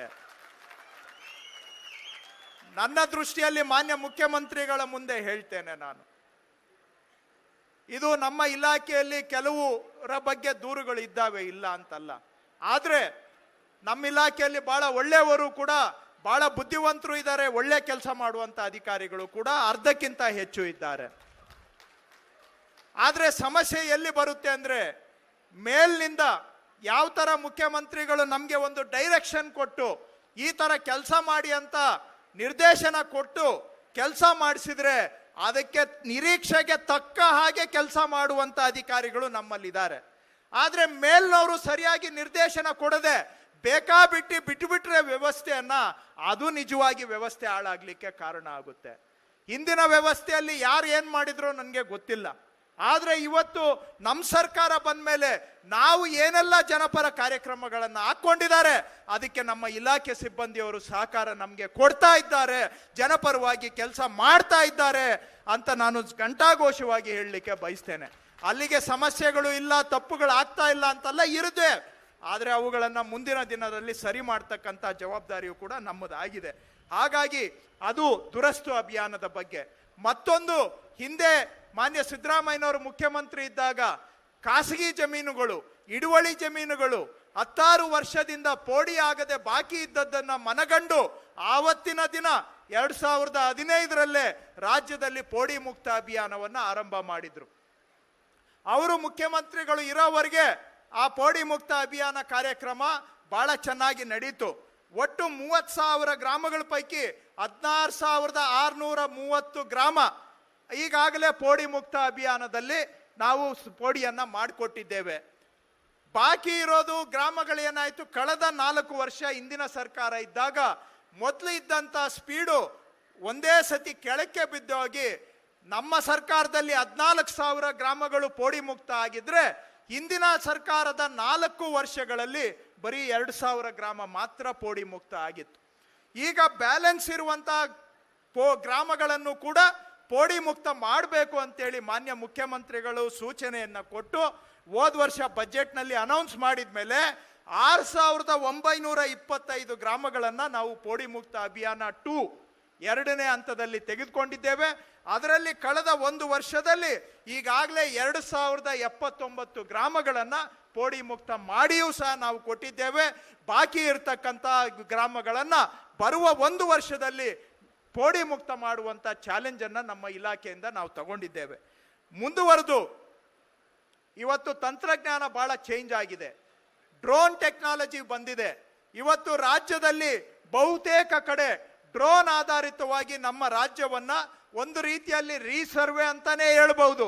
ರಾಜ್ಯಾದ್ಯಂತ ರೀಸರ್ವೆ ಮಾಡ್ತಕ್ಕಂಥ ಕೆಲಸವನ್ನ ಟೆಕ್ನಾಲಜಿಯನ್ನ ಯೂಸ್ ಮಾಡಿ ಡ್ರೋನ್ ಮುಖಾಂತರ ಮಾಡ್ತಾ ಇದ್ದೇವೆ. ರಾಮನಗರದಲ್ಲಿ ಒಂದು ಹೋಬಳಿಯನ್ನ ಪೈಲಟ್ ಆಗಿ ತೆಗೆದುಕೊಂಡು ಅಲ್ಲಿ ಇರುವಂತಹ 23,000 ಜನರಿಗೂ ಕೂಡ ಹೊಸದಾದಂತಹ ಸರ್ವೆ ಸ್ಕೆಚ್ ಸಮೇತವಾದಂತಹ RTCಯನ್ನ ನಾವು ಡ್ರಾಫ್ಟ್ RTCಯನ್ನ ಅವರಿಗೆ ಮಾಡಿಕೊಟ್ಟಿದ್ದೇವೆ. ಆಗ್ಲೇ ಮುಂದುವರೆದು ಮುಂದಿನ ಸಾಧನೆ ನಮ್ಮ 2 ವರ್ಷದ್ದು. ಈಗ ಆಗ್ಲೇ ಹೇಳಿದ ಹಾಗೆ ಗ್ರಾಮ ಠಾಣ ಸರ್ವೆ ಮಾಡ್ತಕ್ಕಂಥ ಕೆಲಸವನ್ನು ಕೂಡ ನಾವು ರಾಜ್ಯದಲ್ಲಿ ಕೈಗೆತ್ತಿಕೊಂಡು ಒಟ್ಟು 30,715 ಗ್ರಾಮಗಳಿದ್ದಾವೆ. ಅದರಲ್ಲಿ ಈಗಾಗಲೇ 18,752 ಗ್ರಾಮಗಳಲ್ಲಿ ಡ್ರೋನ್ ಅನ್ನ ಮಾಡಿಸಿ ಅದರಲ್ಲಿ ಸ್ವಾಮಿತ್ವ ಕಾರ್ಡ್ಗಳನ್ನು 3,947 ಗ್ರಾಮಗಳಲ್ಲಿ 10,11,000 ಮನೆಗಳಿಗೆ ಅವರ ಮಾಲೀಕತ್ವದ ಕಾರ್ಡ್ಗಳನ್ನು ಅವರ ಮಾಲೀಕರ ಕೈಗೆ ಕೊಡುವಂತ ಕೆಲಸವನ್ನ ಮಾಡಿದ್ದೇವೆ. ಬಾಕಿ ಇರತಕ್ಕಂತಹ ಇನ್ನು 2,573 ಗ್ರಾಮಗಳು ಅದರಲ್ಲೂ ಕೂಡ 3.5 ಲಕ್ಷ ಕೊಡ್ಲಿಕ್ಕೆ ತಯಾರಿದೆ. ಈ ಸ್ವಾಮಿತ್ವ ಆಧಾರದ ಮೇಲೆ ನಗರ ಪ್ರದೇಶಕ್ಕೂ ಕೂಡ ಕೈ ಹಾಕಿ ಕೋಲಾರ, ಸಿರುಗುಪ್ಪ, ಬಾಗಲಕೋಟೆ, ಚಿಕ್ಕಮಗಳೂರು, ಬಸವ ಕಲ್ಯಾಣ, ಗೋಕಾಕು, ಬೋಗಾದಿ, ಆನವಟ್ಟಿ, ಬೋರಗಾಂವ್, ಭಾಗ್ಯನಗರ ಇಷ್ಟು ನಗರ ಪ್ರದೇಶಗಳನ್ನು ಆಯ್ಕೆ ಮಾಡಿಕೊಂಡು ಅಲ್ಲೂ ಕೂಡ ಇವತ್ತು ಆಸ್ತಿಗಳನ್ನು ಸರ್ವೆ ಮಾಡಿ ಕೊಡ್ತಾ ಇದ್ದೇವೆ. ಇದು ತಮಗೆ ಗೊತ್ತಿರೋ ಹಾಗೆ ಗ್ರಾಮ ಠಾಣ ಸರ್ವೆ ಮಾಡೋದು ಹಿಂದೆ ಎಲ್ಲ ನಕಾಶೆಗಳಲ್ಲಿ ಗ್ರಾಮ ಠಾಣ ಬ್ಲ್ಯಾಂಕ್ ಇಟ್ಟಿರ್ತಾ ಇದ್ರು. ಮೊದಲ ಬಾರಿಗೆ ಕರ್ನಾಟಕದಲ್ಲಿ ಗ್ರಾಮ ಠಾಣವನ್ನ ಸರ್ವೆ ಮಾಡುವಂತ ಕೆಲಸ ಮಾಡ್ತಾ ಇದ್ದೇವೆ. ಇದನ್ನ ಬರುವ 1.5 ವರ್ಷದಲ್ಲಿ ಎಲ್ಲ ಗ್ರಾಮ ಠಾಣಗಳನ್ನು ಕೂಡ ಸರ್ವೆ ಮಾಡಿ ಆ ಗ್ರಾಮ ಠಾಣದಲ್ಲಿರ್ತಕ್ಕಂಥ ಎಲ್ಲ ಆಸ್ತಿಗಳಿಗೆ ಸ್ವಾಮಿತ್ವ ಕಾರ್ಡ್ ಅನ್ನ ಕೊಡೋದರ ಮುಖಾಂತರ ಅವರಿಗೆ ಶಾಶ್ವತ ದಾಖಲೆಯನ್ನ ಕೊಡುವಂತ ಕೆಲಸ ಮಾಡ್ತಾ ಇದ್ದೇವೆ. ಹಾಗೆ ಕೊನೆಯದಾಗಿ ನಾನು ಹೇಳೋದಾದ್ರೆ ಏನು ಆಧುನೀಕರಣ, ನಾನು ಆಗ್ಲೇ ಆರಂಭದಲ್ಲೇ ಹೇಳಿದ್ದೇನೆ, ಈ ವರ್ಷ ನಮಗೆ ಡಿಜಿಟಲೀಕರಣ ವರ್ಷ, ಎಂಡ್ ಟು ಎಂಡ್ ಡಿಜಿಟಲೈಸ್ ಮಾಡಿ ಎಲ್ಲರಿಗೂ ರೋವರ್ಸ್ ಅನ್ನ ಕೊಟ್ಟು ಕಂಪ್ಯೂಟರೈಸ್ ಮಾಡಿ ನೀವು ಟಿಪ್ಪಣಿ ಆಗಲಿ ಆಕಾರ ಬಂದಾಗಲಿ ಪ್ರತಿಯೊಂದು ಕೂಡ ಪಾರದರ್ಶಕವಾಗಿ ಆಗುವಂತ ಕೆಲಸಕ್ಕೆ ನಮ್ಮ ಇಲಾಖೆ ಆರಂಭ ಮಾಡಿದ್ದೇವೆ. ಈ ವರ್ಷದಲ್ಲಿ ಆ ಯೋಜನೆಯನ್ನ ನಾವು ಮುಗಿಸ್ತೇವೆ ಅನ್ನುವಂಥದ್ದನ್ನ ಹೇಳಲಿಕ್ಕೆ ಬಯಸ್ತೇನೆ. ಜೊತೆಗೆ ನಮ್ಮ ಸರ್ವೆ ಇಲಾಖೆಯ ಆಯುಕ್ತರ ಕಚೇರಿ ಅಲ್ಲ, ಅದು ಆಯುಕ್ತಾಲಯ ಅಂದ್ರೆ ಸರ್ವೆ ಇಲಾಖೆಗೆ ಹೆಡ್ ಆಫೀಸು ನಮ್ಮ KR ಸರ್ಕಲ್ ನಲ್ಲಿ ಇದೆ. 1902ನೇ ಇಸ್ವಿಯಲ್ಲಿ ಕಟ್ಟಿದಂತಹ ಕಟ್ಟಡ. ಅಲ್ಲಿ ಬಹಳ ಒರಿಜಿನಲ್ ಡಾಕ್ಯುಮೆಂಟ್ಸೇ, ಲಕ್ಷಾಂತರ ಡಾಕ್ಯುಮೆಂಟ್ಸು ವೈಜ್ಞಾನಿಕವಾಗಿ ಅವುಗಳನ್ನು ನಾವು ಸ್ಟೋರ್ ಮಾಡೋದಕ್ಕೆ ಆಗಿಲ್ಲ. ಜೊತೆಗೆ ಆಯುಕ್ತಾಲಯಕ್ಕೆ ಸೂಕ್ತ ಇವತ್ತಿನ 122 ವರ್ಷ ಹಳೆಯ ಕಟ್ಟಡದಲ್ಲಿ ಕೆಲಸ ಮಾಡುವಂಥದ್ದು ದಿನೇ ದಿನೇ ಕಷ್ಟ ಆಗ್ತಾ ಇದೆ. ಹಾಗಾಗಿ ಮಾನ್ಯ ಮುಖ್ಯಮಂತ್ರಿಗಳಿಗೆ ನಾವು ಕಳೆದ ಬಾರಿ ನಮ್ಮ ಇಲಾಖೆ ರಿವ್ಯೂ ಮೀಟಿಂಗ್ ಮಾಡುವಂತ ಸಂದರ್ಭದಲ್ಲಿ ನಾವು ಮನವಿ ಮಾಡಿದ್ದೇವೆ. ಇವತ್ತು ಆಯುಕ್ತಾಲಯಕ್ಕೆ ಒಂದು ಹೊಸ ಕಟ್ಟಡಕ್ಕೆ ಮಂಜೂರಾತಿಯನ್ನ ಕೊಡಬೇಕು ಅಂತ ನಾವು ಅವರಿಗೆ ಮನವಿ ಮಾಡಿಕೊಂಡಿದ್ದೇವೆ. ಅವರು ಹೇಳಿದ್ದಾರೆ ಪ್ರಪೋಸಲ್ ಅನ್ನ ತಯಾರು ಮಾಡಿ ಸಬ್ಮಿಟ್ ಮಾಡಿ ಅದನ್ನ ಪಾಸಿಟಿವ್ ಆಗಿ ನಾನು ಕನ್ಸಿಡರ್ ಮಾಡ್ತೇನೆ ಅನ್ನುವಂತ ಭರವಸೆಯನ್ನು ಕೊಟ್ಟಿದ್ದಾರೆ. ಇಲ್ಲಿವರೆಗೂ ಅವರು ನಮಗೆ ಎಲ್ಲ ರೀತಿಯಲ್ಲಿ ಸಹಕಾರ ಕೊಟ್ಟಿರೋದ್ರಿಂದ ಈ ವರ್ಷದಲ್ಲೇ ಆಯುಕ್ತಾಲಯದ ಹೊಸ ಕಚೇರಿಯ ನಿರ್ಮಾಣವನ್ನು ಕೂಡ ಈ ವರ್ಷದಲ್ಲಿ ಆರಂಭ ಮಾಡ್ತೇವೆ ಅನ್ನುವಂತ ಧೈರ್ಯ ನನಗಿದೆ ಅಂತ ಹೇಳಲಿಕ್ಕೆ ಬಯಸ್ತೇನೆ. ಒಟ್ಟಾರೆ ಇಲಾಖೆ ನಾವು ಈ ಪ್ರಗತಿಯ ಪಥದಲ್ಲಿ ಸಾಗಿದ್ದೇವೆ ಅಂತ ಹೇಳಿದ್ರೆ, ಒಂದು ಮುಖ್ಯಮಂತ್ರಿಗಳು ನಮಗೆ ಈ ಇಲಾಖೆ ಜವಾಬ್ದಾರಿಯನ್ನ ಕೊಟ್ಟು, ಇದೊಂದು ಬಹಳ ಮಹತ್ವವಾದಂಥ ಇಲಾಖೆ. ಅದಕ್ಕಿಂತ ಹೆಚ್ಚಾಗಿ ನಾನು ಇದೊಂದು ಪವಿತ್ರವಾದಂಥ ಕೆಲಸ ಅಂತ ನಾನು ಭಾವಿಸಿದ್ದೇನೆ. ಯಾಕೆ ಅಂದರೆ ನಿಜವಾಗಿ ಬಡವರು, ರೈತರು ನಮ್ಮ ಮೇಲೆ ಅವಲಂಬಿತರಾಗಿದ್ದಾರೆ. 100 ವರ್ಷ 16 ವರ್ಷಗಳಿಂದ ಅವರ ಸಮಸ್ಯೆಗಳು ವಿಲೆ ಆಗದೆ ಉಳಿದಿದ್ದಾವೆ. ಅಂಥದ್ದನ್ನು ಮಾಡಬೇಕಾಗಿರ್ತಕ್ಕಂಥದ್ದು ನಮ್ಮ ಕೆಲಸ. ಮುಖ್ಯಮಂತ್ರಿಗಳು ಇಲಾಖೆ ಜವಾಬ್ದಾರಿ ಕೊಟ್ಟಾಗಲೇ ನನಗೆ ಹೇಳಿದರು, ನೋಡಪ್ಪ ಅಲ್ಲಿ ಪ್ರಾಬ್ಲಮ್ಸ್ ಜಾಸ್ತಿ ಇದೆ, ಅದೇನು ಮಾಡ್ತೀಯೋ ಗೊತ್ತಿಲ್ಲ, ಜನಗಳ ಸಮಸ್ಯೆಗಳನ್ನು ಪರಿಹಾರ ಮಾಡಬೇಕು ಅಂಥೇಳಿ ಈ ಇಲಾಖೆ ಜವಾಬ್ದಾರಿ ನನಗೆ ಕೊಟ್ಟಿರೋದು ಒಂದು ನಂಬಿಕೆ ನನ್ನ ಮೇಲೆ ಇಟ್ಟು ಇಲಾಖೆ ಜವಾಬ್ದಾರಿ ಕೊಟ್ಟಿದ್ದಾರೆ. ಹಾಗೂ ಬಹಳ ಮಹತ್ವವಾದಂಥ ಜವಾಬ್ದಾರಿಯನ್ನು ಕೂಡ ನನ್ನ ಹೆಗಲ ಮೇಲೆ ಇರಿಸಿದ್ದಾರೆ. ಅವರ ನಿರ್ದೇಶನದಲ್ಲಿ, ಅವರ ಸಂಪೂರ್ಣ ಸಹಕಾರದಿಂದ ನಮ್ಮ ಪ್ರಿನ್ಸಿಪಲ್ ಸೆಕ್ರೆಟರಿ ಅವರಾಗಲಿ, ಹಾಗೂ ನಮ್ಮ ಕಮಿಷನರ್ ಆಗಲಿ, ನಮ್ಮ entire revenue commissioner, survey commissioner, regional commissioners ಆಗಲಿ, DC ಗಳಾಗಲಿ, DDLR, ADLR, ಸರ್ವೇಯರ್ಸು, ನಿಮ್ಮೆಲ್ಲರ ಸಹಕಾರದಿಂದ ಖಂಡಿತ ನಮ್ಮ ಇಲಾಖೆ ಪರಿವರ್ತನೆಯ ಹಾದಿಯಲ್ಲಿ ಸಾಗಿದೆ ಅಂತ ಧೈರ್ಯವಾಗಿ ನಾನು ಹೇಳಲಿಕ್ಕೆ ಬಯಸ್ತೇನೆ. ನಮ್ಮ ಇಲಾಖೆ ಜನಪರ ದಿಕ್ಕಿನಲ್ಲಿ ನಾವು ಹೆಜ್ಜೆಯನ್ನ ಇಟ್ಟಿದ್ದೇವೆ. ನಿಮ್ಮ ಸಹಕಾರದಿಂದ ನಮ್ಮ ಇಲಾಖೆ ಖಂಡಿತ ಬದಲಾವಣೆ ಆಗ್ತಾ ಇದೆ. ಜನ ಯಾವ ನಿರೀಕ್ಷೆ ಇಟ್ಕೊಂಡು ನಮ್ಮ ಸರ್ಕಾರವನ್ನ ತಂದಿದ್ದಾರೆ, ಮುಖ್ಯಮಂತ್ರಿಗಳು ನಮ್ಮ ಇಲಾಖೆಯಿಂದ ಯಾವ ನಿರೀಕ್ಷೆ ಇಟ್ಕೊಂಡಿದ್ದಾರೆ, ಆ ದಿಕ್ಕಿನಲ್ಲಿ ಕೆಲಸವನ್ನ ನಾವು ಮಾಡ್ತಾ ಇದ್ದೇವೆ. ಆದರೆ ನಮ್ಮ ಇಲಾಖೆಯಲ್ಲಿ ಒಂದು ಏನು ಅಂದರೆ, ಪ್ರಿನ್ಸಿಪಲ್ ಸೆಕ್ರೆಟರಿ ಅವರಿಂದ ಹಿಡಿದು ನನ್ನಿಂದ ಹಿಡಿದು ನಮ್ಮೆಲ್ಲರೂ ನಾವು ಸ್ವಲ್ಪ ಸೈಲೆಂಟ್ ಆಗಿ ಕೆಲಸ ಮಾಡ್ತೇವೆ, ಪ್ರಚಾರ ಕಡಿಮೆ. ಎಷ್ಟೋ ಶಾಸಕರು ನಮಗೆ ಹೇಳಿದ್ರು, ನೀವು ಮಾಡ್ತಾ ಇರೋ ಕೆಲಸಕ್ಕೆ ಸ್ವಲ್ಪ ಪ್ರಚಾರನಾದರೂ ಮಾಡಿ ಅಂತ. ಆದರೆ ಕೊನೆಗೆ ನಮ್ಮ ಕೆಲಸನೇ ನಮ್ಮ ಕೆಲಸದ ಬಗ್ಗೆ ಮಾತನಾಡುತ್ತೆ. Work will speak for itself. ಅದನ್ನು ನಾವು ನಂಬಿಕೆ ಇಟ್ಕೊಂಡು ಇವತ್ತು ನಮ್ಮ ಇಲಾಖೆಯಲ್ಲಿ 16 ವರ್ಷಗಳಿಂದ ಬಾಕಿ ಇರತಕ್ಕಂತಹ ರೈತರ ಕೆಲಸವನ್ನು ಮಾಡುವ ಪ್ರಯತ್ನವನ್ನು ಮಾಡ್ತಾ ಇದ್ದೇವೆ. ಇವತ್ತು ನಮ್ಮ ಇಲಾಖೆಯ ಮಹತ್ವ ದಿನ, ಈ ಸರ್ವೆ ದಿನ. ಈ ದಿನ ಒಂದು ತುಣುಕನ್ನು ಮಾತ್ರ ನಾವು ಜನಗಳಿಗೆ ಈ ಕಾರ್ಯಕ್ರಮದ ಮುಖಾಂತರ ನಾವು ಜನಗಳಿಗೆ ವರದಿಯನ್ನು ನೀಡೋದಕ್ಕೆ ಮುಖ್ಯಮಂತ್ರಿಗಳ ಮುಂದೆ ಒಂದು ಅವಕಾಶವನ್ನು ತಾವು ಮಾಡಿಕೊಟ್ಟಿದ್ದೀರಾ. ಮುಖ್ಯಮಂತ್ರಿಗಳು ಕೂಡ ಬಂದು ಉಪಸ್ಥಿತರಿದ್ದು ನಮ್ಮ ಇಲಾಖೆಯ ಕೆಲಸಕ್ಕೆ ಒಂದು ಇನ್ನಷ್ಟು ಸ್ಫೂರ್ತಿ, ಉತ್ತೇಜನವನ್ನು ಕೊಡಲಿಕ್ಕೆ ಮುಖ್ಯಮಂತ್ರಿಗಳು ಬಂದಿದ್ದಾರೆ. ನೀವು ಕೂಡ ಅಷ್ಟೇ ಸಡಗರದಿಂದ ರಾಜ್ಯಾದ್ಯಂತ ಬಂದಿದ್ದೀರ. ನನಗೆ ಮಾಧ್ಯಮದವರು ಕೆಲವು ಬಾರಿ ಕೇಳ್ತಾರೆ ಖಾಸಗಿಯಾಗಿ, ಏನು ನೀವೆಲ್ಲ ಇಷ್ಟು ಕೆಲಸ ಕೊಡ್ತಾ ಇದ್ದೀರಾ, ನಿಮ್ಮ ಇಲಾಖೆ ಅಧಿಕಾರಿಗಳು ಹೇಗೆ ಸಹಕಾರ ಕೊಡ್ತಾ ಇದ್ದಾರೆ? ನನಗೆ ಅವ್ರ ಹತ್ರ ಸ್ಟ್ಯಾಂಡರ್ಡ್ ನೋಡಪ್ಪ, ಎಷ್ಟೋ ಜನ ಖುಷಿಯಾಗಿ ಕೆಲಸ ಮಾಡುವಂಥ ಅಧಿಕಾರಿಗಳು ನಮ್ಮಲ್ಲಿ ಇದ್ದಾರೆ. ಇರ್ಬೋದು, ಒಂದು ಸಂಘಟನೆ ಅಂದಮೇಲೆ ಒಂದು 20% ಎಂಥ ಜನನೂ ಇರ್ತಾರೆ, ಇಲ್ಲ ಅಂತ ನಾನು ಹೇಳೋದಿಲ್ಲ. ಆದರೆ 50 to 80% ಜನ ಅಧಿಕಾರಿಗಳು ನಮಗೆ ಎಲ್ಲ ರೀತಿಯಲ್ಲಿ ಸಹಕಾರ ಕೊಡ್ತಾ ಇದ್ದಾರೆ. ಅವರ ಜನಗಳ ಸ್ಪೀಡ್ಗೆ ನಾವು ಮಾಡೋಕ್ಕಾಗದೆ ಹೋಗ್ಬಹುದು. 16 ವರ್ಷಗಳಿಂದ ವ್ಯವಸ್ಥೆ ಕೆಟ್ಟಿದೆ, ಅದನ್ನು ಓವರ್ನೈಟ್ ನಾವು ರಿಪೇರಿ ಮಾಡೋಕ್ಕಾಗೋದಿಲ್ಲ. ಆದರೆ ಇರೋ ಪರಿಸ್ಥಿತಿಯಲ್ಲಿ ಇವತ್ತು 2 ವರ್ಷಗಳಲ್ಲಿ ಗಣನೀಯ ಸಾಧನೆಯನ್ನು ನಾವು ಮಾಡಿ ಉಳಿದ ಜನಪರ ಕೆಲಸಗಳನ್ನು ಮಾಡುವ ದಿಕ್ಕಿನಲ್ಲಿ ದಾಪುಗಾಲನ್ನು ಇಲಾಖೆ ಇಟ್ಟಿದೆ ಅನ್ನೋದನ್ನು ಮತ್ತೊಮ್ಮೆ ನಾನು ಸ್ಪಷ್ಟವಾಗಿ ಈ ಸಂದರ್ಭದಲ್ಲಿ ಹೇಳುತ್ತಾ, ಇದಕ್ಕೆ ಮೇಲೆ ಪ್ರಧಾನ ಕಾರ್ಯದರ್ಶಿಯವರಿಂದ ಹಿಡಿದು ಎಲ್ಲ ಸಿಬ್ಬಂದಿಯವರು ಏನು ಇದಕ್ಕೆ ಸಂಪೂರ್ಣ ಸಹಕಾರವನ್ನು ಕೊಟ್ಟಿದ್ದಾರೆ, ಮತ್ತು ಮೇಲೆ ಮಾನ್ಯ ಮುಖ್ಯಮಂತ್ರಿಗಳು, ನನ್ನ ಕ್ಯಾಬಿನೆಟ್ ಸಹೋದ್ಯೋಗಿಗಳು ನಮ್ಮ ಕೆಲಸದಲ್ಲಿ ಸಹಕಾರ ಕೊಡ್ತಾ ಇದ್ದಾರೆ. ಅವರೆಲ್ಲರಿಗೂ ಕೂಡ ನನ್ನ ಧನ್ಯವಾದವನ್ನು ಹೇಳಿ, ನಾನು ಭಾಳ ಸಮಯ ತೆಗೆದುಕೊಂಡಿದ್ದೇನೆ ಮುಖ್ಯಮಂತ್ರಿಗಳ ಸಮ್ಮುಖದಲ್ಲಿ. ಆದರೆ ನಾವು ಪದೇ ಪದೇ ನಾವು ಕಾರ್ಯಕ್ರಮ ಮಾಡೋದು ಭಾಳ ವಿರಳ.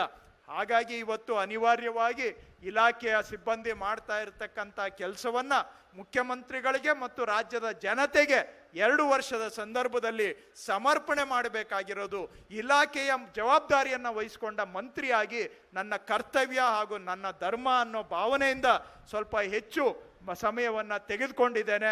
ಅದಕ್ಕೆ ಮುಖ್ಯಮಂತ್ರಿಗಳು ಕೂಡ ತಾಳ್ಮೆಯಿಂದ ಕೇಳಿದ್ದಾರೆ. ಅವರಿಗೆ ತಮಗೆಲ್ಲರಿಗೂ ನನ್ನ ಧನ್ಯವಾದ.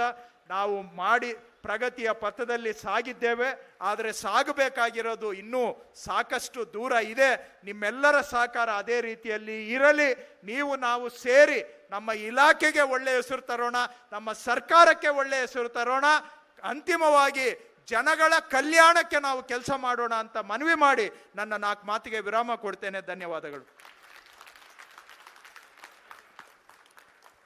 ಜನ ಕಲ್ಯಾಣದ ಧ್ಯೇಯದೊಂದಿಗೆ ಕಂದಾಯ ಇಲಾಖೆಯನ್ನು ಸನ್ಮಾನ್ಯ ಮುಖ್ಯಮಂತ್ರಿಗಳ ಸಹಕಾರದೊಂದಿಗೆ ಪ್ರಗತಿಯ ಪಥದಲ್ಲಿ ಮುನ್ನಡೆಸ್ತಾ ಇರುವಂಥ ಸನ್ಮಾನ್ಯ ಸಚಿವರಾದ ಶ್ರೀ ಕೃಷ್ಣ ಬೈರೇಗೌಡರು ಅತ್ಯಂತ ಸವಿಸ್ತಾರವಾಗಿ ತಮ್ಮ ಇಲಾಖೆಯ ಕಾರ್ಯವೈಖರಿಗಳನ್ನು ದೇಶಗಳನ್ನು ಮುಂದಿನ ಸಾಧನೆಯ ಕನಸುಗಳನ್ನು ನಮ್ಮೊಂದಿಗೆ ವ್ಯಕ್ತಪಡಿಸಿದ್ದಾರೆ. ಅವರ ಎಲ್ಲ ಮಾತುಗಳಿಗೆ ನಮ್ಮ ಪ್ರೀತಿಯ ವಂದನೆಗಳನ್ನು ಒಟ್ಟಾಗಿ ಒಗ್ಗಟ್ಟಾಗಿ ಸಲ್ಲಿಸೋಣ. ಪ್ರೀತಿಯ ಬಂಧುಗಳು, ಸನ್ಮಾನ್ಯ ಉಪಮುಖ್ಯಮಂತ್ರಿಗಳಾದ ಶ್ರೀ ಡಿ ಕೆ ಶಿವಕುಮಾರ್ ಅವರು ಸಂದೇಶವೊಂದನ್ನು ಕಳುಹಿಸಿದ್ದಾರೆ. ನಮಸ್ಕಾರ. ಕರ್ನಾಟಕ ರಾಜ್ಯದಲ್ಲಿ ಒಂದು ಐತಿಹಾಸಿಕವಾದಂಥ ಘಟನೆಗಳು ನಡೀತಾ ಇದೆ. 36ನೇಯ ರಾಷ್ಟ್ರೀಯ ಭೂಮಾಪನ ದಿನಾಚರಣೆ ಆಚರಣೆ ಮಾಡ್ತಾ ಇದೆ. ಈ ಅಂಗವಾಗಿ ಇಡೀ ರಾಜ್ಯಕ್ಕೆ, ವಿಶೇಷವಾಗಿ ನಮ್ಮ ರೈತರಿಗೆ ಮತ್ತು ಎಲ್ಲರೂ ಕೂಡ ಪೋಡಿ ಇಲ್ಲದೆ ಸಮಸ್ಯೆಯನ್ನ ಅನುಭವಿಸ್ತಾ ಇರೋಂಥ ಎಲ್ಲ ಕುಟುಂಬದವ್ರಿಗೆ ನ್ಯಾಯವನ್ನು ಒದಗಿಸ್ಕೊಡ್ಬೇಕು, ಸಮಸ್ಯೆಯನ್ನು ಬಗೆಹರಿಸಬೇಕು ಅಂತೇಳಿ ಹೊಸ ತಂತ್ರಜ್ಞಾನವನ್ನು ಅಳವಡಿಸಿ ಇವತ್ತು ಪೋಡಿ ಕಾರ್ಯಕ್ರಮವನ್ನು ನಾವು ಹಮ್ಮಿಕೊಂಡಿದ್ದೇವೆ. ಇವತ್ತು ನಮ್ಮ ಕಾಂಗ್ರೆಸ್ ಸರ್ಕಾರ ಇಡೀ ದೇಶಕ್ಕೆ ಒಂದು ಮಾದರಿಯಾಗಿ ಕಾರ್ಯವನ್ನು ನಿರ್ವಹಿಸ್ತಾ ಇದೆ. ಭೂ ದಾಖಲೆಗಳ ವಿಚಾರದಲ್ಲಿ ಒಂದು ಅದ್ಭುತವಾದಂತಹ ಕಾರ್ಯಕ್ರಮವನ್ನು ನಮ್ಮ ಇಲಾಖೆಯವರು ರೂಪಿಸಿದ್ದಾರೆ. ಕೃಷ್ಣ ಬೈರೇಗೌಡರ ನೇತೃತ್ವದಲ್ಲಿ ಒಂದು ಉತ್ತಮವಾದಂಥ ಕೆಲಸ ನಡೀತಾ ಇದೆ. ನನಗೆ ಬಹಳ ಹೆಮ್ಮೆ ಆಗ್ತಾ ಇದೆ. ಇವತ್ತು ನಾನು ಮೊದಲನೆಗೆ ಪ್ರಾಯೋಗಿಕವಾಗಿ ನನ್ನ ಕ್ಷೇತ್ರದಲ್ಲಿ, ಅದು ನನ್ನ ಹುಟ್ಟ ಊರಿನ ಹುಯಂಬಳಿ ಹೋಬಳಿಯಲ್ಲಿ ಪ್ರಾರಂಭವನ್ನು ಮಾಡಿ ಯಶಸ್ಸನ್ನ ಕಂಡಿದ್ದೇವೆ. ಇಡೀ ರಾಜ್ಯಕ್ಕೆ ಅನುಷ್ಠಾನಕ್ಕೆ ತರಬೇಕು ಅಂತೇಳಿ ಈ ಕಾರ್ಯಕ್ರಮವನ್ನ ನಮ್ಮ ಸರ್ಕಾರ ರೂಪಿಸಿದೆ. ಎಲ್ಲರೂ ಕೂಡ ಭಾಗಿಯಾಗಿ ಉಪಯೋಗಿಸ್ಕೊಳ್ಳಿ. ಲಂಚ ಮುಕ್ತ ರಾಜ್ಯವನ್ನ ಮಾಡಲಿಕ್ಕೆ ಇದು ಒಂದು ದೊಡ್ಡ ಪ್ರಯತ್ನವನ್ನ ನಾವು ಮಾಡ್ತಾ ಇದ್ದೇವೆ. ನಾವು ನೀವೆಲ್ಲ ಜೊತೆ ಸೇರಿ ಈ ರೈತರ ಬದುಕನ್ನ ಹಸನು ಮಾಡೋಣ. ತಮ್ಮ ಸಹಕಾರ ಇರಲಿ. ಎಲ್ಲರಿಗೂ ನಮಸ್ಕಾರ.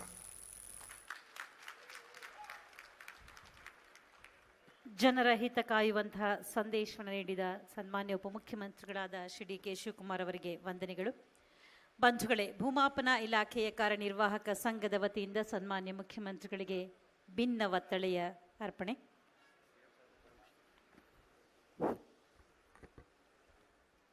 ಕರ್ನಾಟಕ ರಾಜ್ಯ ಭೂಮಾಪನ ಕಂದಾಯ ವ್ಯವಸ್ಥೆ ಮತ್ತು ಭೂ ದಾಖಲೆಗಳ ಕಾರ್ಯನಿರ್ವಾಹಕ ನೌಕರರ ಸಂಘದ ವತಿಯಿಂದ 36ನೇ ರಾಷ್ಟ್ರೀಯ ಭೂಮಾಪನ ದಿನಾಚರಣೆಯ ಈ ಸುಸಂದರ್ಭದಲ್ಲಿ ಸಲ್ಲಿಸುತ್ತಿರುವ ಭಿನ್ನೋತ್ತಳಿ. ಸರ್ವರಿಗೂ ಸಮಪಾಲು, ಸರ್ವರಿಗೂ ಸಮಬಾಳು ಎಂಬ ಆಶಯದೊಂದಿಗೆ ರಾಜ್ಯದಲ್ಲಿ ಹಸಿದವರಿಗೆ ಅನ್ನಭಾಗ್ಯವನ್ನು, ಅಶಕ್ತ ಮಹಿಳೆಯರಿಗೆ ಸಬಲೀಕರಣಕ್ಕೆ ಗೃಹಲಕ್ಷ್ಮಿ ಮತ್ತು ಮಹಿಳೆಯರಿಗೆ ಉಚಿತ ಬಸ್ ಪ್ರಯಾಣದ ಶಕ್ತಿ ಯೋಜನೆಯನ್ನು, ದುಡಿಮೆಗೆ ಅರ್ಹವಾದ ವಿದ್ಯೆ, ಶಕ್ತಿ, ಕೌಶಲ್ಯ ಹೊಂದಿಯೂ ನಿರುದ್ಯೋಗಿಯಾಗಿರುವ ಅವರ ಭಾವಿ ಜೀವನದ ಗೌರವಕ್ಕಾಗಿ ನಾಂದಿ ರೂಪದಲ್ಲಿ ಯುವ ನಿಧಿ ಯೋಜನೆಯನ್ನು, ರಾಜ್ಯದ ಸರ್ವಸ್ಪರ್ಶಿ ಗೃಹಜ್ಯೋತಿ ಎಂಬ ಯೋಜನೆಗಳನ್ನು ಜಾರಿಗೊಳಿಸುವುದು ಅಸಾಧ್ಯವೆಂದು ಅಲ್ಲಗಳೆದವರಿಗೆ ದಾಖಲೆಯ ಅವಧಿಯಲ್ಲಿಯೇ ಈ ಪಂಚ ಗ್ಯಾರಂಟಿ ಯೋಜನೆಗಳನ್ನು ಅನುಷ್ಠಾನಗೊಳಿಸಿದ 16 ಬಾರಿ ಕರ್ನಾಟಕ ರಾಜ್ಯದ ಬಜೆಟ್ ಮಂಡಿಸಿದ ಏಕಮೇವ ಆರ್ಥಿಕ ತಜ್ಞರು ನುಡಿದಂತೆ ನಡೆಯುವ ಸಾಮಾಜಿಕ ನ್ಯಾಯ, ಆರ್ಥಿಕ ಸಮಾನತೆ ನಿವಾರಣೆಗೆ ಕಂಕಣಬದ್ಧ ಧೀಮಂತ ಜನನಾಯಕರು ಕನ್ನಡ ನಾಡಿನ ಜನತೆಗೆ ಹಲವು ಭಾಗ್ಯಗಳನ್ನು ನೀಡಿ ಸರ್ವ ಜನಾಂಗದ ಶಾಂತಿಯ ತೋಟದ ಕನಸನ್ನು ನನಸಾಗಿಸುತ್ತಲೇ ತಮ್ಮ ಸುದೀರ್ಘ ಮೌಲ್ಯಯುತ ರಾಜಕಾರಣದಿಂದ ಸರ್ವ ಬಂಧುವಾಗಿ ಕರ್ನಾಟಕವನ್ನು ದೇಶದಲ್ಲಿಯೇ 2ನೇ ಅಭಿವೃದ್ಧಿ ಹೊಂದಿದ ರಾಜ್ಯವನ್ನಾಗಿಸಿ ಮುನ್ನಡೆಸುತ್ತಿರುವ ಕೀರ್ತಿ ತಮ್ಮದು. ಸರ್ಕಾರಿ ನೌಕರರಿಗೆ 6ನೇ ಮತ್ತು 7ನೇ ವೇತನ ಆಯೋಗದ ಶಿಫಾರಸ್ಸಿನಂತೆ ಕ್ರಮವಾಗಿ 30%, 27% ಮೂಲ ವೇತನ ಹೆಚ್ಚಿಸಿ ಯಥಾವತ್ತಾಗಿ 2 ಬಾರಿ ಜಾರಿಗೊಳಿಸಿದ ರಾಜ್ಯದ ಏಕಮಾತ್ರ ಸನ್ಮಾನ್ಯ ಮುಖ್ಯಮಂತ್ರಿಗಳಾದ ಶ್ರೀ ಸಿದ್ದರಾಮಯ್ಯರವರಿಗೆ ತಮ್ಮಲ್ಲಿ ನಮ್ಮ ಅರಿಕೆ ಏನೆಂದರೆ, ಆಡು ಮುಟ್ಟದ ಸೊಪ್ಪಿಲ್ಲ, ಭೂಮಾಪಕ ಮೆಟ್ಟದ ಭುವಿಯಿಲ್ಲ ಧರೆಯೊಳಗೆ ಎಂಬ ನುಡಿಗೆ ಅನುಪ್ರಾಸ ನುಡಿ ಎಂಬಂತೆ ಸದಾ ಸಿದ್ಧ ಸರ್ಕಾರದ ಪಂಚ ಗ್ಯಾರಂಟಿಗಳ ಅನುಭವವಿಲ್ಲದ ಫಲಾನುಭವಿಗಳಿದ ಮನೆಗಳಿಲ್ಲ ಕರುನಾಡ ಧರೆಯೊಳಗೆ ಎಂದರೆ ನಿಜಕ್ಕೂ ಅತಿಶಯೋಕ್ತಿಯಲ್ಲ.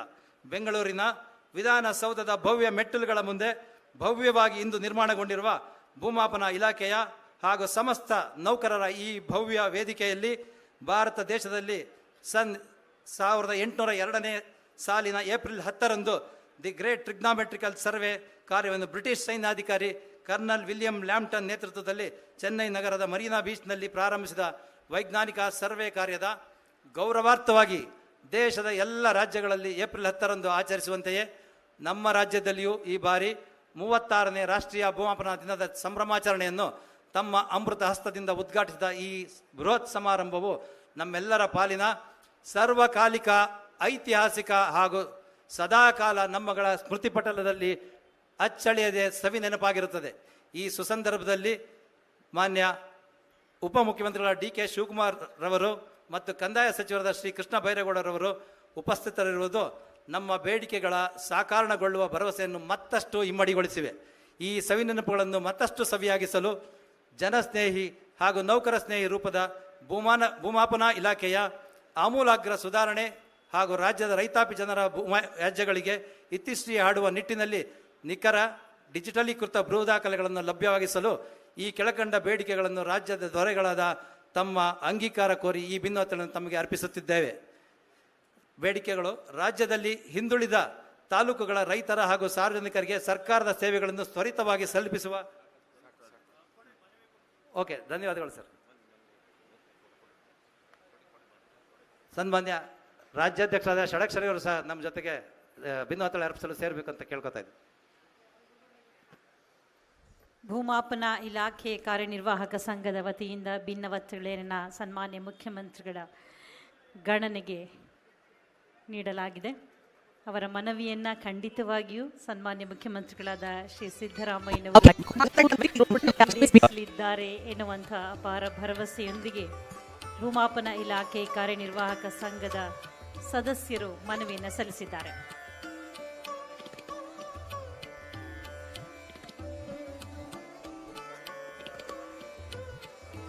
ಪರವಾನಗಿ ಭೂಮಾಪಕರ ಸಂಘದಿಂದ ಭಿನ್ನವತ್ತಡೆ ಸನ್ಮಾನ್ಯ ಮುಖ್ಯಮಂತ್ರಿಗಳಿಗೆ ಅರ್ಪಿಸ್ತಾ ಇದ್ದಾರೆ.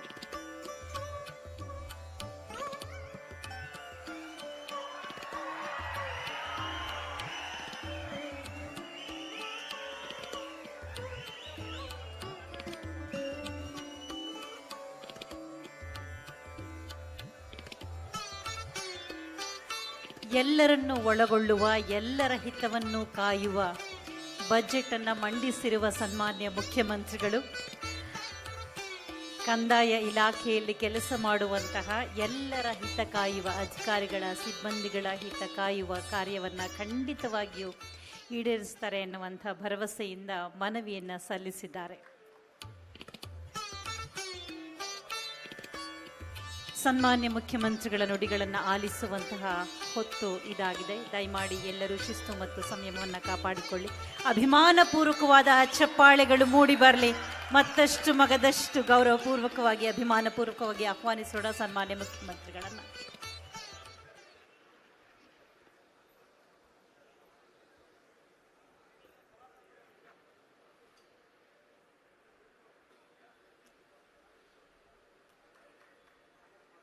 ಮೂವತ್ತಾರನೇ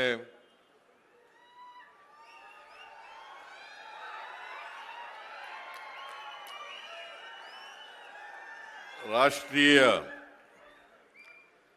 ಭೂಮಾಪನ ದಿನಾಚರಣೆಯಲ್ಲಿ ಭಾಗಿಯಾಗಿರ್ತಕ್ಕಂಥ ಕಂದಾಯ ಸಚಿವರಾದಂಥ ಶ್ರೀ ಕೃಷ್ಣ ಬೈರೇಗೌಡ ಅವರ ಈ ಸಮಾರಂಭದ ಅಧ್ಯಕ್ಷತೆ ವಹಿಸಿರ್ತಕ್ಕಂಥ ರಿಜ್ವಾನ್ ಅರ್ಷದ್ ಅವರ, ಮುಖ್ಯಮಂತ್ರಿಗಳ ರಾಜಕೀಯ ಕಾರ್ಯದರ್ಶಿಗಳಾದಂಥ ನಸೀರ್ ಅಹಮದ್ ಅವರ,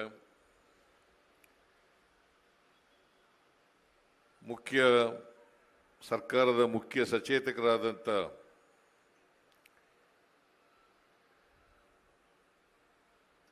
ಶ್ರೀ ಏನು ತಿಂತ ಇದೆಯಲ್ಲ,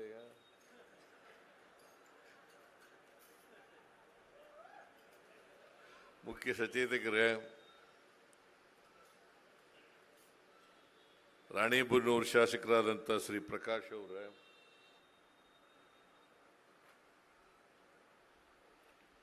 ಕಂದಾಯ ಇಲಾಖೆಯ ಪ್ರಧಾನ ಕಾರ್ಯದರ್ಶಿಗಳಾದಂಥ ಶ್ರೀ ರಾಜೇಂದ್ರ ಕುಮಾರ್ ಕಠಾರಿಯಾ ಅವರೇ, ಶ್ರೀ ಮಂಜುನಾಥ್ ಅವರೇ, ಸರ್ಕಾರಿ ನೌಕರರ ಸಂಘದ ಅಧ್ಯಕ್ಷರಾದಂಥ ಷಡಕ್ಷರಿ ಅವರೇ, ಎಲ್ಲ ಕಂದಾಯ ಇಲಾಖೆಯ ಇತರೆ ಎಲ್ಲ ಸರ್ಕಾರಿ ಅಧಿಕಾರಿಗಳೇ, ಇಲ್ಲಿ ಇಷ್ಟೊಂದು ದೊಡ್ಡ ಸಂಖ್ಯೆಯಲ್ಲಿ ಆಗಮಿಸಿರ್ತಕ್ಕಂಥ ಇಲಾಖೆಯ ಸಿಬ್ಬಂದಿ ವರ್ಗದವರೇ, ಇತರ ಎಲ್ಲ ಬಂಧುಗಳೇ, ತಾಯಂದಿರೇ, ಮಾಧ್ಯಮದ ಗೆಳೆಯರೇ, ಇವತ್ತು ಬೆಂಗಳೂರಿನಲ್ಲಿ ಭೂಮಾಪನ ಮತ್ತು ಸೆಟ್ಲ್ಮೆಂಟ್ ಇಲಾಖೆ ವತಿಯಿಂದ ರಾಷ್ಟ್ರೀಯ ಭೂಮಾಪನ ದಿನವನ್ನು ಆಚರಣೆ ಮಾಡ್ತಾ ಇದ್ದಾರೆ. ನಾನು ಇಡೀ ರಾಜ್ಯದ ಜನತೆಗೆ ಈ ರಾಷ್ಟ್ರೀಯ ಭೂಮಾಪನ ದಿನಾಚರಣೆಯ ಶುಭಾಶಯಗಳನ್ನು ಕೋರಲಿಕ್ಕೆ ಬಯಸ್ತಾ ಇದ್ದೇನೆ.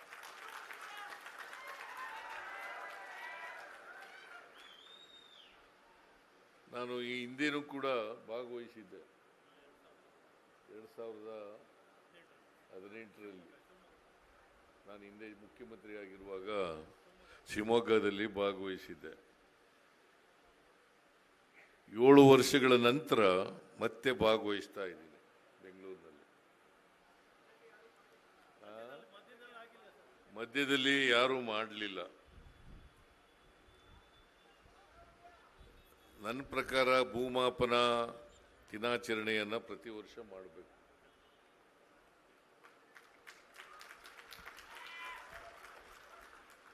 ಸರ್ವೆ ಮತ್ತು ಸೆಟಲ್ಮೆಂಟ್ ಇಲಾಖೆಯವರು ಭೂಮಾಪನ ಮತ್ತು ಏನು ಸೆಟಲ್ಮೆಂಟ್ ಅನ್ನೋದಕ್ಕೆ ಕನ್ನಡದಲ್ಲಿ ಕಂದಾಯ ವ್ಯವಸ್ಥೆ, ಭೂ ದಾಖಲೆಗಳ ಕಂದಾಯ ವ್ಯವಸ್ಥೆ, ಇವರು ಪ್ರತಿ ವರ್ಷ ಮಾಡಿ ಅಂತೇಳಿ ನಾನು ಈ ಸಂದರ್ಭದಲ್ಲಿ ಸೂಚನೆಯನ್ನು ಕೊಡಲಿಕ್ಕೆ ಬಯಸ್ತಾ ಇದ್ದೇನೆ. ಕೃಷ್ಣ ಬೈರೇಗೌಡ ಅವರು ಕಂದಾಯ ಸಚಿವರು ಬಹಳ ಸುದೀರ್ಘವಾಗಿ ಮಾತನಾಡಿದ್ದಾರೆ.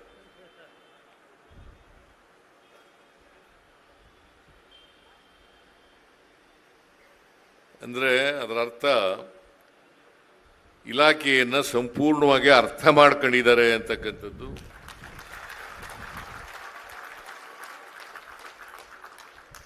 ಪ್ರತಿ ಮಂತ್ರಿಗಳು ಕೂಡ ಇಲಾಖೆಯಲ್ಲಿ ಹಿಡಿತ ಬರಬೇಕಾದ್ರೆ, ದಕ್ಷತೆ ಹೆಚ್ಚಬೇಕಾದ್ರೆ ಇಲಾಖೆಯನ್ನು ಬಹಳ ಚೆನ್ನಾಗಿ ಅರ್ಥ ಮಾಡ್ಕೋಬೇಕು.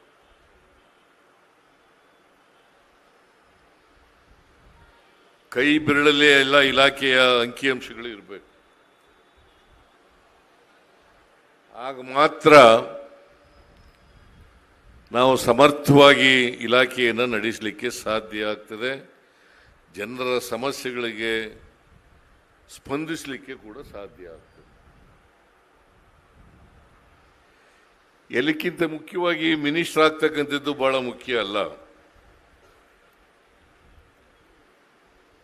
ಒಂದು ಜನಪರವಾದಂಥ ಕಾಳಜಿ ಇರಬೇಕು, ಬದ್ಧತೆ ಇರಬೇಕು. ಅದಿದ್ದಾಗ ಮಾತ್ರ ಇದು ಸಾಧ್ಯ ಆಗ್ತದೆ. ಕೃಷ್ಣ ಬೈರೇಗೌಡರು ಇದರ ನೇತೃತ್ವವನ್ನು ವಹಿಸಿದ ಮೇಲೆ, ಕಂದಾಯ ಇಲಾಖೆ ನೇತೃತ್ವವನ್ನು ವಹಿಸಿದ ಮೇಲೆ ಬಹಳ ಉತ್ತಮ ರೀತಿಯಲ್ಲಿ ಕಂದಾಯ ಇಲಾಖೆಯಲ್ಲಿ ಕೆಲಸ ನಡೀತಾ ಇದೆ ಅಂತ ಹೇಳಿದ್ರೆ ಅದು ಅತಿಶಯೋಕ್ತಿ ಅಲ್ಲ ಅಂತಕ್ಕಂಥ ಮಾತುಗಳನ್ನು ಹೇಳಲಿಕ್ಕೆ ಬಯಸ್ತಾ ಇದ್ದೀನಿ. ಹಾಗಾಗಿ ಕೃಷ್ಣ ಬೈರೇಗೌಡರಿಗೆ, ಎಲ್ಲ ಅಧಿಕಾರಿ ವರ್ಗದವರಿಗೆ ಮತ್ತು ಕಂದಾಯ ಇಲಾಖೆಯಲ್ಲಿ ಕೆಲಸ ಮಾಡತಕ್ಕಂಥ ಎಲ್ಲ ಸಿಬ್ಬಂದಿಯವರಿಗೆ ಧನ್ಯವಾದಗಳನ್ನು ಈ ಸಂದರ್ಭದಲ್ಲಿ ಹೇಳಲಿಕ್ಕೆ ಬಯಸ್ತಾ ಇದ್ದೇನೆ. ಕಂದಾಯ ಇಲಾಖೆ ಸರ್ಕಾರದ ವ್ಯವಸ್ಥೆಯಲ್ಲಿ ಬಹಳ ಪ್ರಮುಖವಾದಂಥ ಒಂದು ಇಲಾಖೆ. ಮದರ್ ಡಿಪಾರ್ಟ್ಮೆಂಟ್ ಅಂತ ಕರಿತೀವಿ ನಾವು. ಮದರ್ ಡಿಪಾರ್ಟ್ಮೆಂಟ್ ಅಂತ ಕರಿತೀವಿ. ಕಂದಾಯ ಇಲಾಖೆಗೆ ರೈತರಿಗೆ ಹೆಚ್ಚು ಸಂಪರ್ಕ ಇರತಕ್ಕಂಥ ಇಲಾಖೆ ಇದು. ಕಂದಾಯ ಇಲಾಖೆ ಸರಿಯಾದ ರೀತಿಯಲ್ಲಿ ರೈತರ ಸಮಸ್ಯೆಗಳಿಗೆ ಸ್ಪಂದಿಸ್ತದ್ರೆ ಬಹುಶಃ 50% ಸರ್ಕಾರದ ಮೇಲೆ ಇರ್ತಕ್ಕಂಥ ಜವಾಬ್ದಾರಿಯನ್ನು ನಿರ್ವಹಿಸಿದಾಗ ಆಗ್ತದೆ. ನಾನು ಯಾಕೆ ಕೃಷ್ಣ ಬೈರೇಗೌಡನಿಗೆ ಹೇಳ್ತಾ ಇರ್ತೀನಿ, ನಾನು ಆಗಾಗ ನಾನು ಜನತಾ ದರ್ಶನ ಮಾಡಿದಾಗ ಹೆಚ್ಚು ಅರ್ಜಿಗಳು ಬರೋದು ಕಂದಾಯ ಇಲಾಖೆಗೆ ಸಂಬಂಧಪಟ್ಟಂತೆ.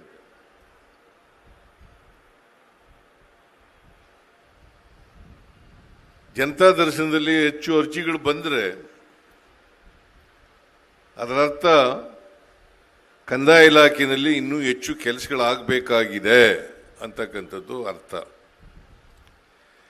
ಅದರಲ್ಲೂ ವಿಶೇಷವಾಗಿ ಸರ್ವೆಗೆ ಸಂಬಂಧಪಟ್ಟಂತೆ ಇವತ್ತು ಜನ ನೆಮ್ಮದಿಯಿಂದ ಶಾಂತಿಯಿಂದ ಇರಬೇಕಾದ್ರೆ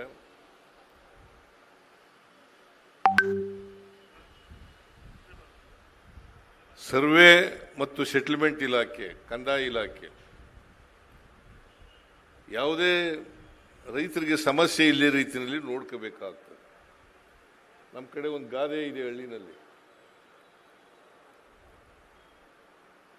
ಏನಪ್ಪ ಅದು ಗಾದೆ ಅಂತಂದ್ರೆ, ಹೆಚ್ಚು ಜಗಳ ಆಗ್ತಕ್ಕಂಥದ್ದು, ಕೊಲೆಗಳಂತ ಪ್ರಕರಣಗಳು ನಡೀತಕ್ಕಂಥದ್ದು ಹೆಣ್ಣು ಮತ್ತು ಹೊನ್ನಿನಿಂದ ಅಂತ ಹೇಳ್ತೀವಿ. ಹೆಣ್ಣು, ಹೊನ್ನು, ಮಣ್ಣು. ಹೆಣ್ಣು, ಹೊನ್ನು, ಮಣ್ಣು ಅಂದ್ರೆ ಈ ಮಣ್ಣಿನ ಕೆಲಸ ಇದೆಯಲ್ಲ, ಇದು ಕಲಹಗಳನ್ನು ಉಂಟು ಮಾಡಿಬಿಡ್ತದೆ. ಈ ಕಲಹಗಳು ನಿವಾರಣೆ ಆಗಬೇಕಾದ್ರೆ ಮಣ್ಣಿನ ಕೆಲಸ ಆಗ್ಬೇಕಲ್ವಾ? ಮಣ್ಣಿನ ಕೆಲಸ ಅಂದ್ರೆ ರೈತರ ಕೆಲಸ. ನಾನು ಯಾವಾಗಲೂ ಹೇಳ್ತಾ ಇರ್ತೀನಿ, ನಾನು ಕೂಡ ಬಹಳ ದೀರ್ಘಕಾಲ ಜನಪ್ರತಿನಿಧಿಯಾಗಿ ಕೆಲಸ ಮಾಡಿದ್ದೀನಿ, ರಾಜಕಾರಣಿಯಾಗಿ ಕೂಡ ಕೆಲಸ ಮಾಡಿದ್ದೀನಿ. 1978ರಲ್ಲಿ ತಾಲೂಕಾ ಅಭಿವೃದ್ಧಿ ಮಂಡಳಿ ಸದಸ್ಯನಾದದ್ದು. ತಾಲೂಕಾ ಅಭಿವೃದ್ಧಿ 78, 83ರಲ್ಲಿ MLA ಆದೆ, 84ರಲ್ಲಿ ಮಂತ್ರಿ ಆದೆ, ಆಮೇಲೆ ವಿರೋಧ ಪಕ್ಷದ 2 ಸಾರಿ ವಿರೋಧ ಪಕ್ಷದ ನಾಯಕನಾದೆ, 2 ಸಾರಿ ಡೆಪ್ಯೂಟಿ ಚೀಫ್ ಮಿನಿಸ್ಟರ್ ಆದೆ, 2 ಸಾರಿ ಮುಖ್ಯಮಂತ್ರಿ ಆಗಿದ್ದೀನಿ. ಒಂದು ವ್ಯತೆ ಏನಪ್ಪ ಅಂತಂದ್ರೆ, ಇಷ್ಟು ದೀರ್ಘಕಾಲ ಅಧಿಕಾರದಲ್ಲಿದ್ದರೂ ಕೂಡ ಇನ್ನೂ ಕಂದಾಯ ಇಲಾಖೆಯ ಸಂಪೂರ್ಣ ಸಮಸ್ಯೆಗಳನ್ನು ಬಗೆಹರಿಸಲಿಕ್ಕೆ ಆಗ್ಲಿಲ್ವಲ್ಲ ಅಂತಕ್ಕಂಥದ್ದು. ಯಾಕಂದ್ರೆ ನಾನು ಒಬ್ಬ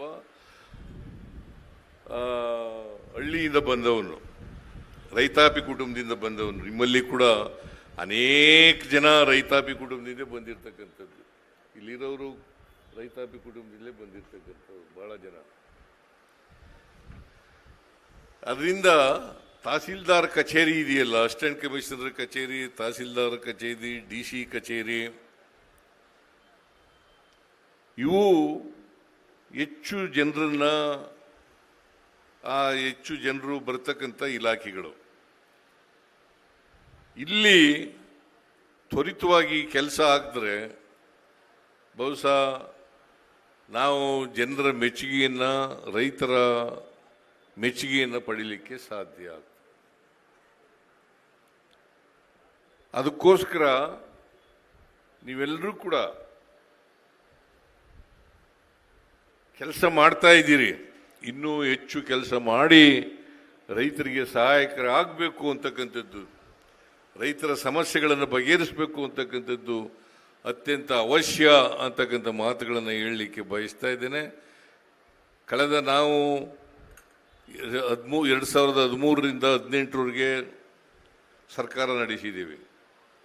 ಆಮೇಲೆ ಈಗ ಸುಮಾರು ಮೇ ತಿಂಗಳು 20ಕ್ಕೆ 2 ವರ್ಷ ಸರ್ಕಾರ ಮಾಡಿದ್ದೀವಿ. 2 ವರ್ಷದಲ್ಲಿ ಅನೇಕ ಕಾರ್ಯಕ್ರಮಗಳನ್ನು ಕಂದಾಯ ಇಲಾಖೆಯಲ್ಲಿ ಮಾಡಿದ್ದೀವಿ ಅಂತಕ್ಕಂಥ ಮಾತುಗಳನ್ನು ಹೇಳಲಿಕ್ಕೆ ಬಯಸ್ತಾ ಇದ್ದೇನೆ. ನಾನು ಕೃಷ್ಣ ಬೈರೇಗೌಡರಿಗೆ ಹೇಳಿದ್ದೀನಿ, ಹಣಕಾಸಿನ ಕೊರತೆ ಇಲ್ಲ. ನಾವು ಹಣಕಾಸಿನ ಸಹಾಯವನ್ನು ಎಲ್ಲ ರೀತಿಯಲ್ಲೂ ಕೂಡ ಮಾಡ್ತೀವಿ. ಸರ್ವೇಯರ್ಗಳ ಅಪಾಯಿಂಟ್ ಮಾಡ್ತಕ್ಕಂಥದ್ದು ಇರ್ಬೋದು, ಸರ್ವೆ ಮಾಡ್ತಕ್ಕಂಥದ್ದು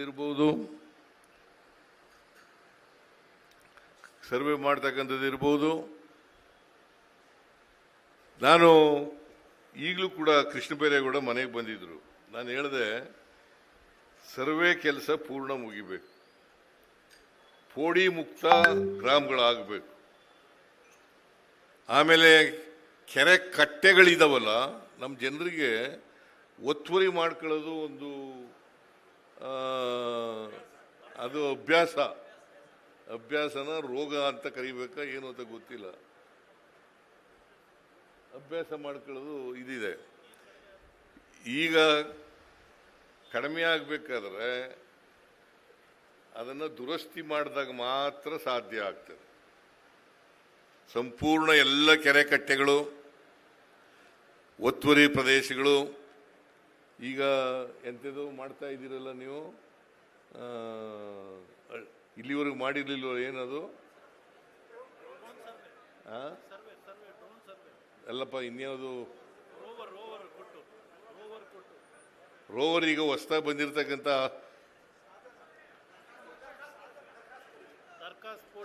ದರ್ಖಾಸ್ತ್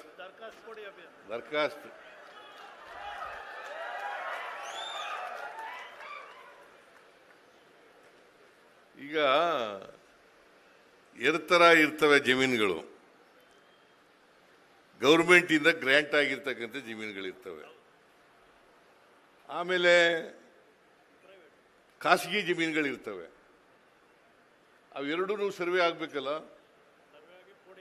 ಪೋಡಿ ಆಗ್ಬೇಕಲ್ಲ, ಸರ್ವೆ ಆಗಿ ಪೋಡಿ ಆಗ್ಬೇಕಲ್ಲ. ಅದಕ್ಕೆ ಸರ್ವೆ ಮತ್ತು ಸೆಟಲ್ಮೆಂಟ್ ಇಲಾಖೆ ಇರ್ತಕ್ಕಂಥದ್ದು, ಸರ್ವೆ ಮತ್ತು ಸೆಟಲ್ಮೆಂಟ್ ಇರ್ತಕ್ಕಂಥದ್ದು ಇರಬೇಕು. ಅದನ್ನ ನೀವು ಸರ್ವೆ ಮಾಡಿ ಸೆಟ್ಲ್ ಮಾಡಿದ್ರೆ ಸಮಸ್ಯೆ ಇರೋದಿಲ್ಲ. ಸರ್ವೆ ಮಾಡಿ ಸೆಟ್ಲ್ ಮಾಡಬೇಕು. ಅದಕ್ಕೆ ಮಾಡಿದ್ರೆ ಭಾಳ ಉತ್ತಮವಾಗ್ತದೆ. ಅದಕ್ಕೆ ಈಗ ನಾನು ಕೃಷ್ಣ ಬೈರೇಗೌಡನಿಗೆ ಕೇಳಿದೆ, ಎಷ್ಟು ಜನ ಸರ್ಕಾರಿ ಸರ್ವೇಯರ್ಸು ಖಾಲಿ ಇದ್ದಾವೆ ಅಂತ ಕೇಳಿದಾಗ ಆಗ 750 ಜನ ಖಾಲಿ ಇದ್ದಾವೆ ಅಂತ ಹೇಳಿದ್ರು. ಹಾಗಾದ್ರೆ ಅಷ್ಟು ಭರ್ತಿ ಮಾಡಿಬಿಡಿ ಅಂತ ಹೇಳಿದೆ. ಅಷ್ಟು ಭರ್ತಿ ಮಾಡಿಬಿಡಿ ಅಂತ ಹೇಳಿದೆ. ಸೊ ಈಗ ಅರ್ಜಿ ಕರೆದು ಪರೀಕ್ಷೆನೂ ಕೂಡ ನಡೀತಾ ಇದೆ. ಮುಂದಿನ ತಿಂಗಳು 10, 11ಕ್ಕೆ ಪರೀಕ್ಷೆ ಎಲ್ಲ ನಡೀತದೆ. ಇನ್ನೊಂದು 2-3 ತಿಂಗಳಲ್ಲಿ ಅವರಿಗೆ ನೇಮಕಾತಿ ಪತ್ರನೂ ಕೂಡ ಕೊಟ್ಬಿಡ್ತೀವಿ. ಮತ್ತೆ ಇತ್ತು ಅತ್ಯಂತ ಪಾರದರ್ಶಕವಾಗಿ ನಡೆದಿರ್ತಕ್ಕಂಥದ್ದು. ನಾನು ಹಿಂದೆ 2013ರಿಂದ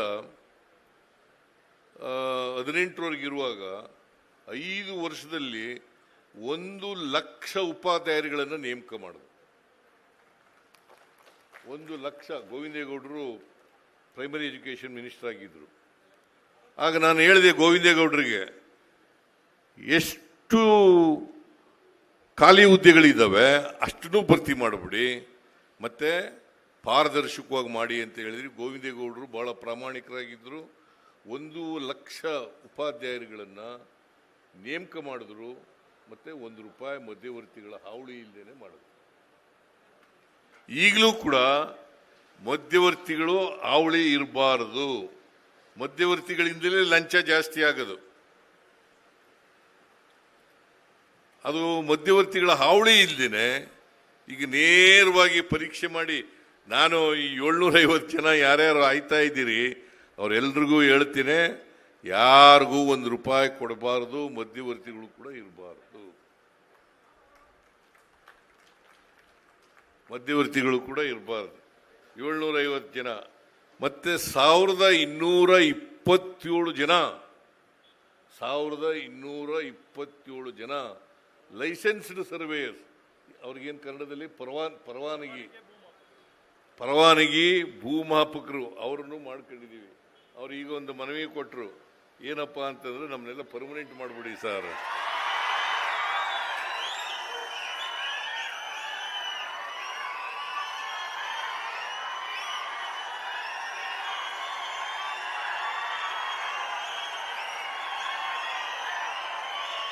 ಇಲ್ಲ, ಈಗ ಗೊತ್ತಾಯ್ತು.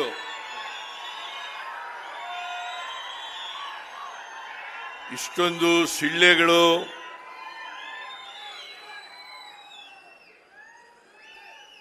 ನಿಮ್ಮ ಈ ಉದ್ಗಾರಗಳು ನೋಡಿದ್ರೆ ಪರ್ಮನೆಂಟ್ ಮಾಡಬೇಕು ಅಂತಕ್ಕಂಥದ್ದು.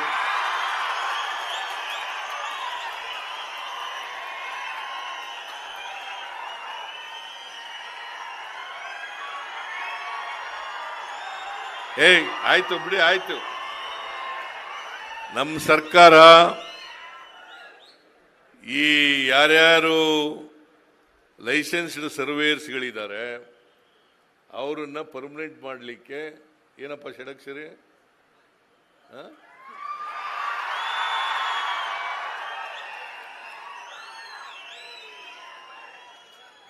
ಗಂಭೀರವಾಗಿ ಚಿಂತನೆ ಮಾಡ್ತೇವೆ.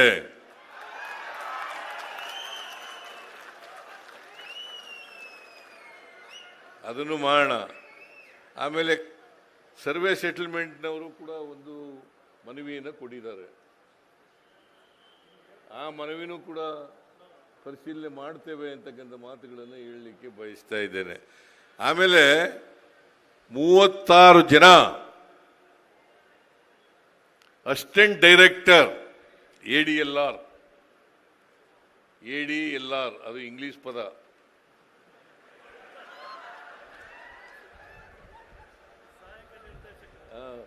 ಸಹಾಯಕ ನಿರ್ದೇಶಕರು ಅವರನ್ನು ಕೂಡ ಇನ್ನು 2 ತಿಂಗಳಲ್ಲಿ ನೇಮಕ ಮಾಡಿ ಆದೇಶ ಕೊಡ್ತೇವೆ. ಒಟ್ಟಾರೆಯಾಗಿ ಕರ್ನಾಟಕದಲ್ಲಿ ಸರ್ವೆ ಕೆಲಸ ಸಂಪೂರ್ಣ ಆಗಬೇಕು. ಅದು ಕೆರೆ ಕಟ್ಟೆಗಳದಿರ್ಬೋದು, ಜಮೀನುಗಳದಿರ್ಬೋದು, ಪೋಡಿ ಮುಕ್ತ ಮಾಡ್ತಕ್ಕಂಥದ್ದು ಇರ್ಬೋದು, ಯಾವುದೇ ಕೆಲಸ ಇದ್ರೂ ಕೂಡ ಆಗಬೇಕು. ಯಾಕಂತಂದ್ರೆ ಇದರಿಂದಲೇ ನಮ್ಮಲ್ಲಿ ಹಳ್ಳಿನಲ್ಲಿ ಜಗಳ ಶುರುವಾಗದೇ ಇದಕ್ಕೆ ಪಕ್ಕದಲ್ಲಿ ಜಮೀನುಗಳಿರ್ತಾವಲ್ಲ. ಕೆಲವರಿಗೆ ನಾನು BSc ಆದಮೇಲೆ ಊರಿಗೆ ಹೋಗಿದ್ದೆ, 1 ವರ್ಷ ಡಿಸ್ಕಂಟಿನ್ಯೂ ಮಾಡಿಬಿಟ್ಟೆ. ನಾನು ಆ ಡಿಸ್ಕಂಟಿನ್ಯೂ ಮಾಡಿದಾಗ ವ್ಯವಸಾಯ ಮಾಡ್ತಿದ್ದೆ. ಆಗ ನಾನು ಜಮೀನುಗಳಲ್ಲಿ ನಾನೇ ಸ್ವತಃ ಉಳಕ್ಕೆ ಹೋಗ್ತಿದ್ದೆ. ಮಧ್ಯಾಹ್ನದಾಗ ಅದನ್ನ ಉಳೋದಾದ್ರೆ ಮಧ್ಯಾಹ್ನದ ಹೊತ್ತಿಗೆ ಉತ್ಬಿಟ್ಟು ಆರಾಮಾಗಿ ಫ್ರೀಯಾಗಿರ್ಬೋದಲ್ಲ ಮಧ್ಯಾಹ್ನದ ಮೇಲೆ ಅಂತೇಳಿ ನಾನು ನಮ್ಮ ಮನೆಯಲ್ಲಿ ನಾನು ಉಳುಮೆ ಮಾಡ್ತೀನಿ, ಬೇರೆ ಕೆಲಸ ಮಾಡಲ್ಲ ಅಂತ ಹೇಳ್ಬಿಟ್ಟು ಉಳುಮೆ ಮಾಡ್ತಿದ್ದೆ. ನಮ್ಮ ಜಮೀನು ಪಕ್ಕದವನು ನಮ್ಮ ಜಮೀನು ಉತ್ಬಿಟ್ಟವನೇ. ಸುಮಾರು ಒಂದು 3-4 ಅಡಿ ಉತ್ಬಿಟ್ಟಿದ್ದ. ನಾನೇನು ಮಾಡಿದೆ, ಜೋಳ ಹಾಕ್ಬಿಟ್ಟಿದ್ರು. ಆಗ ನಾನೇನು ಮಾಡಿದೆ, ನಮ್ಮ ಜಮೀನು ಗೊತ್ತಿತ್ತಲ್ಲ ನನಗೆ, ನಾನು ಹಿಂದೆ ಉಳುಮೆ ಮಾಡ್ತಿದ್ದಾಗ ಗೊತ್ತಿತ್ತು. ಅದ್ಬಸ್ತಿತ್ತಲ್ಲ, ಕಲ್ಲಿಟ್ಟಿರ್ತಿದ್ರು. ಆಗ ಗಡಿ ರೇಖೆ, ನಮ್ಮ ಜಮೀನಿನ ಗಡಿ ಇದೆಯಲ್ಲ, ಅದನ್ನು ಮಾಡೋಕ್ಕೆ. ಆಮೇಲೆ ನಾನೇನು ಮಾಡಿದೆ, ನಮ್ಮ ಮನೆಯವ್ರಿಗೆ ಎಲ್ಲ, ನಮ್ಮ ಮನೇಲಿ ಕೆಲಸ ಮಾಡ್ತಿದ್ದವ್ರಿಗೆ ಹೇಳಿ ಅವ್ರ ಜಮೀನು ಉತ್ಬಿಡೋಣ, ನಡಿಯಪ್ಪ ನೋಡೋಣ ಏನಾಗುತ್ತೆ. ನಮ್ಮ ಜಮೀನುಗಳು ಸುಮಾರು ಹೊಸಳ್ಳಿ ಹತ್ರ, ಸಿದ್ದರಾಮನುಡಿಯಿಂದ ಹೊಸಳ್ಳಿ ಹತ್ರ ಇರೋದು. ಅದು ಪರ್ವತಕಟ್ಟ ಹೊಲ ಅಂತ ನಾವು ಕರಿತಾ ಇದ್ದು. ಅದಕ್ಕೆ ಆ ಹೊಲದ ಹತ್ರ ಉತ್ಬಿಟ್ಟೆ. ಅವನು ಲಕೀಲಿ ನಮ್ಮೂರಿನ ಚೇರ್ಮನ್ನು.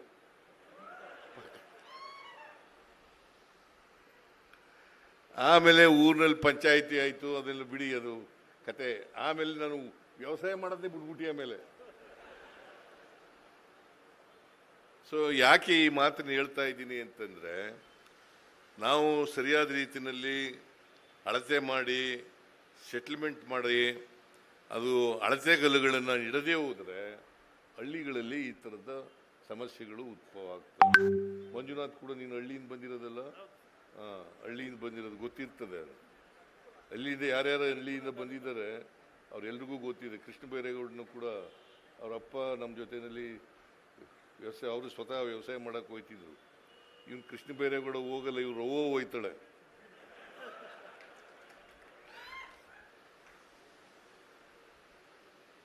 ಸೊ ನಾವೆಲ್ಲ ರೈತರ ಮಕ್ಕಳಲ್ಲ, ಈ ಥರ ಸಮಸ್ಯೆಗಳು ಯಾವಾಗಲೂ ಕೂಡ ಇರ್ತವೆ.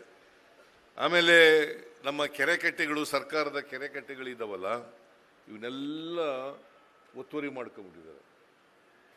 ಆ ನೀರು ಬರೋ ಜಾಗ ಇದೆಯಲ್ಲ, ಅದನ್ನೇ ಒತ್ತುವರಿ ಮಾಡ್ಕೊಂಡ್ಬಿಡೋದು, ನೀರು ಬರಬಾರ್ದ ಮಾಡಿಬಿಡೋದು.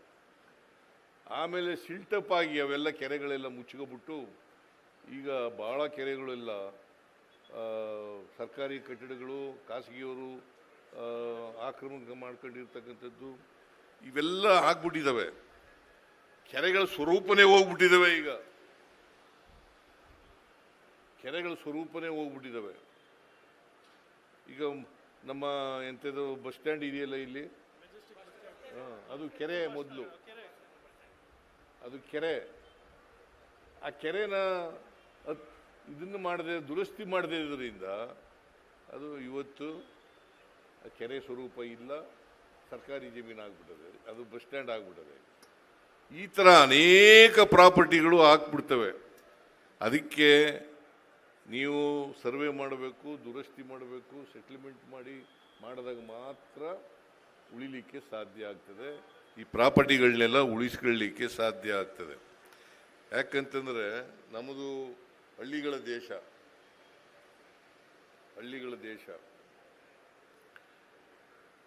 ವ್ಯವಸಾಯನೇ ನಮ್ಮ ಪ್ರಧಾನ ಕಸುಬು. ಅದರಿಂದ ಇದು ರೈತರ ಬದುಕು ಇವತ್ತು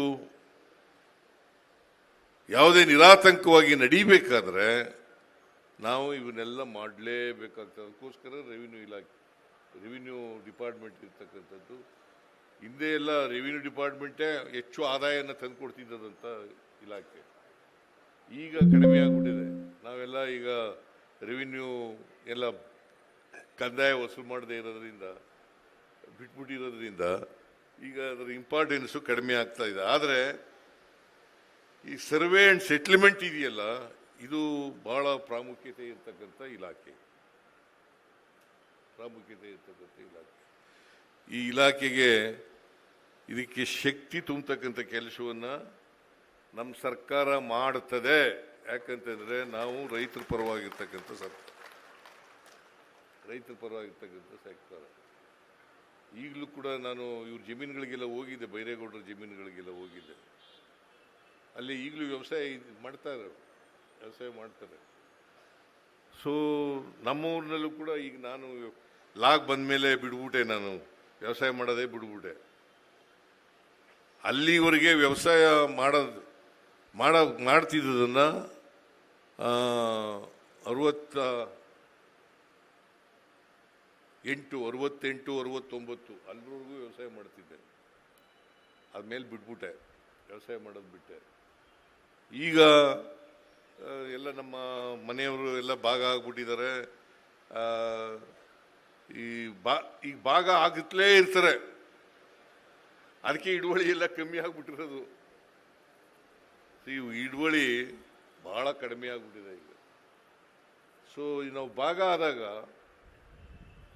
ಇವರು ಅಣ್ಣ ತಮ್ಮದಿರೋಪ್ಪ ಸರ್ವೆ ಮಾಡದೆ ಹೋದರೆ ಈಗೆಲ್ಲ ಹೊಸ ವಿಧಾನಗಳೆಲ್ಲ ಬಂದಿದ್ದಾವೆ. ಹಿಂದೆ ಈಗ ಹೇಳ್ತಾ ಇದ್ರು ಕೃಷ್ಣ ಬೈರೇಗೌಡ, ಚೈನ್ ಹೊತ್ಕೊಂಡು ಹೋಗ್ಬೇಕಾಗಿತ್ತು. 3 ಜನ, ಒಬ್ಬ ಸರ್ವೇಯರು, ಅವ್ರ ಜೊತೆ 3 ಜನ ಇರಬೇಕು. ಒಬ್ಬ ಚೈನ್ ಹೊತ್ಕೊಂಡು ಹೋಗ್ಬೇಕಾಗಿತ್ತು. ಇವೆಲ್ಲ ಈಗ ಇಲ್ವೇ ಇಲ್ಲ. ಎಂಥದ್ದು ರೋವರ್ ಅಂತ ಬಂದದೆ ಈಗ, ಅಲ್ಲಿ ಇಟ್ಟಿದಾರಲ್ಲ. ರೋವರ್ ಅಂತ, ಭಾಳ ಸುಲಭ ಕ್ಯಾರಿ ಮಾಡೋಕ್ಕೂ ಕೂಡ. ಅದರಿಂದ ಒಂದು ದಿನಕ್ಕೆ ಭಾಳ ಸಂತೋಷ. ನೀವು ಎಷ್ಟು 26 ಲಕ್ಷನ 26 ಲಕ್ಷ ಅರ್ಜಿಗಳನ್ನು ವಿಲೇವಾರಿ ಮಾಡಿದ್ದೀರಿ. ಬಹಳ ಸಂತೋಷ. ಒಟ್ಟಿಗೆ ನಾನು ನಿಮ್ಮಲ್ಲಿ ಸಲಹೆ ಕೊಡೋದೇನಪ್ಪ ಅಂತಂದ್ರೆ, ಇವತ್ತು ಭೂಮಾಪನ ದಿನ ನಾವು ಆಚರಣೆ ಮಾಡ್ತಾ ಇದ್ದೀವಿ. ಮುಂದಿನ 2 ವರ್ಷದಲ್ಲಿ ಸಂಪೂರ್ಣ ಸರ್ವೆ ಆಗಬೇಕು, ಸಂಪೂರ್ಣ ಪೋಡಿ ಮುಕ್ತ ಆಗಬೇಕು. ಅದನ್ನು ಮಾಡಬೇಕು ಅಂತೇಳಿ ನಿಮಗೆ ನಾನು ಸೂಚನೆಯನ್ನು ಕೊಡಲಿಕ್ಕೆ ಬಯಸ್ತಾ ಇದ್ದೇನೆ. ನಾವು ಸರ್ಕಾರದಿಂದ ಏನೇನು ಸಹಾಯವನ್ನು ಮಾಡಬೇಕು, ಆರ್ಥಿಕ ಸಹಾಯ ಇರ್ಬೋದು, ಬೇರೆ ರೀತಿಯ ಸಹಾಯ ಇರ್ಬೋದು, ಎಲ್ಲ ರೀತಿಯ ಸಹಾಯವನ್ನು ನಾವು ನಮ್ಮ ಸರ್ಕಾರ ಕೊಡುತ್ತದೆ ಅಂತಕ್ಕಂಥ ಮಾತುಗಳನ್ನು ಹೇಳಲಿಕ್ಕೆ ಬಯಸ್ತಾ ಇದ್ದೇನೆ. ನಾನು ಪ್ರತಿದಿನ ತಾಲೂಕು ಬೋರ್ಡ್ ಮೆಂಬರ್ ಇದ್ದಾಗ ಕೋರ್ಟ್ಗೆ ಮಧ್ಯಾಹ್ನದವರೆಗೆ ಇರುವೆ. ಮಧ್ಯಾಹ್ನ ಮೇಲೆ ತಾಲೂಕು ಬೋರ್ಡ್ ಆಫೀಸ್ಗೆ ಹೋಗುವೆ. ಅಲ್ಲಿ ತಾಲೂಕಾ ಕಚೇರಿನಲ್ಲಿ ಯಾವಾಗಲೂ ಪಾಪ ರೈತರು ನಿಂತಿರೋರು. ಒಂದೊಂದು ಸರ್ವೆ ಮಾಡಿಸ್ಬೇಕಾದ್ರೆ 1 ವರ್ಷ 2 ವರ್ಷ ಸಮಯ ಬೇಕಾಗ್ತಿತ್ತು. 1 ವರ್ಷದಿಂದ 2 ವರ್ಷ ಸಮಯ ಬೇಕಾಗ್ತಿತ್ತು. ಈಗ ಸದ್ಯ 30 ದಿನಕ್ಕೆ ಅದನ್ನು ಕಟ್ಟುನಿಟ್ಟಾಗಿ ಪಾಲನೆ ಮಾಡಿ ಅಷ್ಟೇ. ಸಕಾಲದಲ್ಲೂ ತಂದಿದ್ದೀರಿ, ಬಹಳ ಸಂತೋಷ. ಮತ್ತೆ ಈ ಎಂಥದ್ದು ಅರ್ಜಿಗಳು ಹಾಕೋದು, ನಿಮಗೆ ರೆವಿನ್ಯೂ ಸರ್ವೆ ಮಾಡಲಿಕ್ಕೆ ಮತ್ತೆ ಪಾಣಿ ಕೊಡಲಿಕ್ಕೆ ಇವೆಲ್ಲ ಅರ್ಜಿಗಳು ಹಾಕ್ಬೇಕಲ್ಲ, ಅದನ್ನು ಯಾವುದೇ ಮಧ್ಯವರ್ತಿಗಳ ಸಹಾಯ ಇಲ್ಲದೇನೆ ಎಲ್ಲ ರೆವಿನ್ಯೂ ಡಿಪಾರ್ಟ್ಮೆಂಟ್ನವರು ಮಾಡಿಕೊಡ್ಬೇಕು ರೈತರಿಗೆ. ಯಾಕೆಂದರೆ ರೈತರೇ ನಮ್ಗೆ ಅನ್ನದಾತ ಅಲ್ಲ, ಅನ್ನ ಕೊಡೋನು ಅವನೇ ಅಲ್ಲ. ಅವನ ಕೆಲಸ ಮಾಡಿಕೊಡ್ತಕ್ಕಂಥದ್ದು ನಮ್ಮೆಲ್ಲರ ಜವಾಬ್ದಾರಿ ಮತ್ತು ಕರ್ತವ್ಯ. ಬೇಕಂದರೆ ಪಾಪ ಅವರು ಧ್ವನಿ ಇಲ್ಲದಂಥ ಜನ, ಹೆಚ್ಚಾಗಿ ಧ್ವನಿ ಇಲ್ಲತಕ್ಕಂಥ ಜನ, ಆ ಧ್ವನಿ ಇಲ್ಲದ ಜನರ ಪರವಾಗಿ ಕೆಲಸ ಮಾಡೋದಿದೆಯಲ್ಲ, ಅದೇ ನಮಗೆ ಪವಿತ್ರವಾದಂಥ ಕೆಲಸ ಅಂತೇಳಿ ನಾನು ಭಾವಿಸ್ಕೊಂಡಿದ್ದೆ. ಅದನ್ನು ಮಾಡಬೇಕು ಅಂತಕ್ಕಂಥ ಮಾತುಗಳನ್ನು ಹೇಳಲಿಕ್ಕೆ ಬಯಸ್ತಾ ಇದ್ದೇನೆ. ನಾನು ಹೆಚ್ಚು ಮಾತಾಡಲಿಕ್ಕೆ ಹೋಗಲ್ಲ. ಕೃಷ್ಣ ಬೈರೇಗೌಡ ಎಲ್ಲ ಇಡೀ ಇಲಾಖೆನೆಲ್ಲ ಹೇಳೇ ಬಿಟ್ಟಿದ್ದಾನೆ. ನಾನು ಅದೇ ಹೇಳ್ತಾ ಇದ್ದೆ ಅಶೋಕನಿಗೆ, ಕೃಷ್ಣ ಬೈರೇಗೌಡ ಚೆನ್ನಾಗಿ ತಿಳ್ಕೊಂಡಿದ್ದಾನಪ್ಪ ಅದು ಇಲಾಖೆನ ಅಂತ ಹೇಳ್ತಾ ಇದ್ದೆ.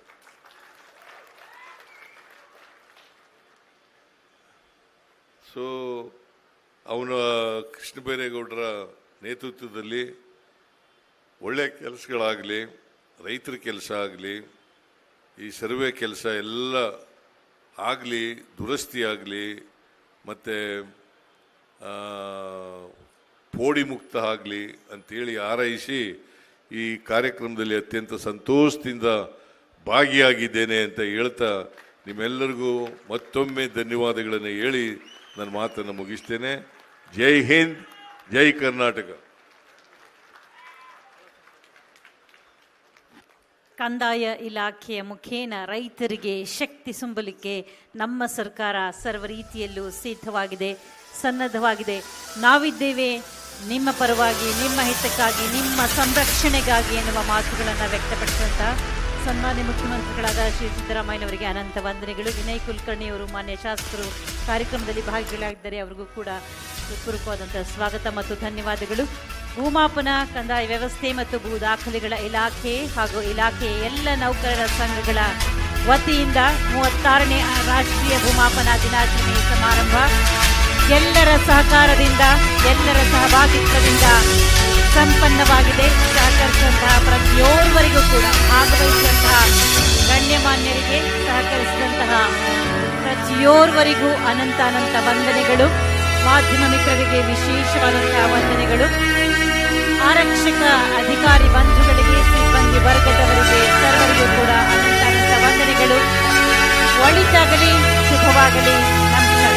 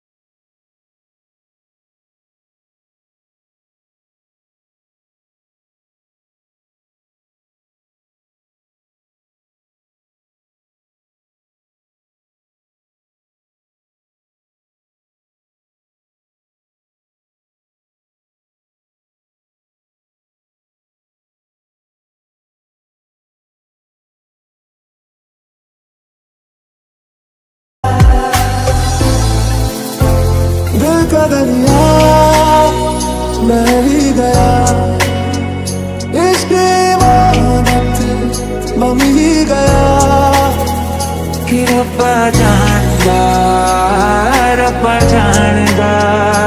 तेनू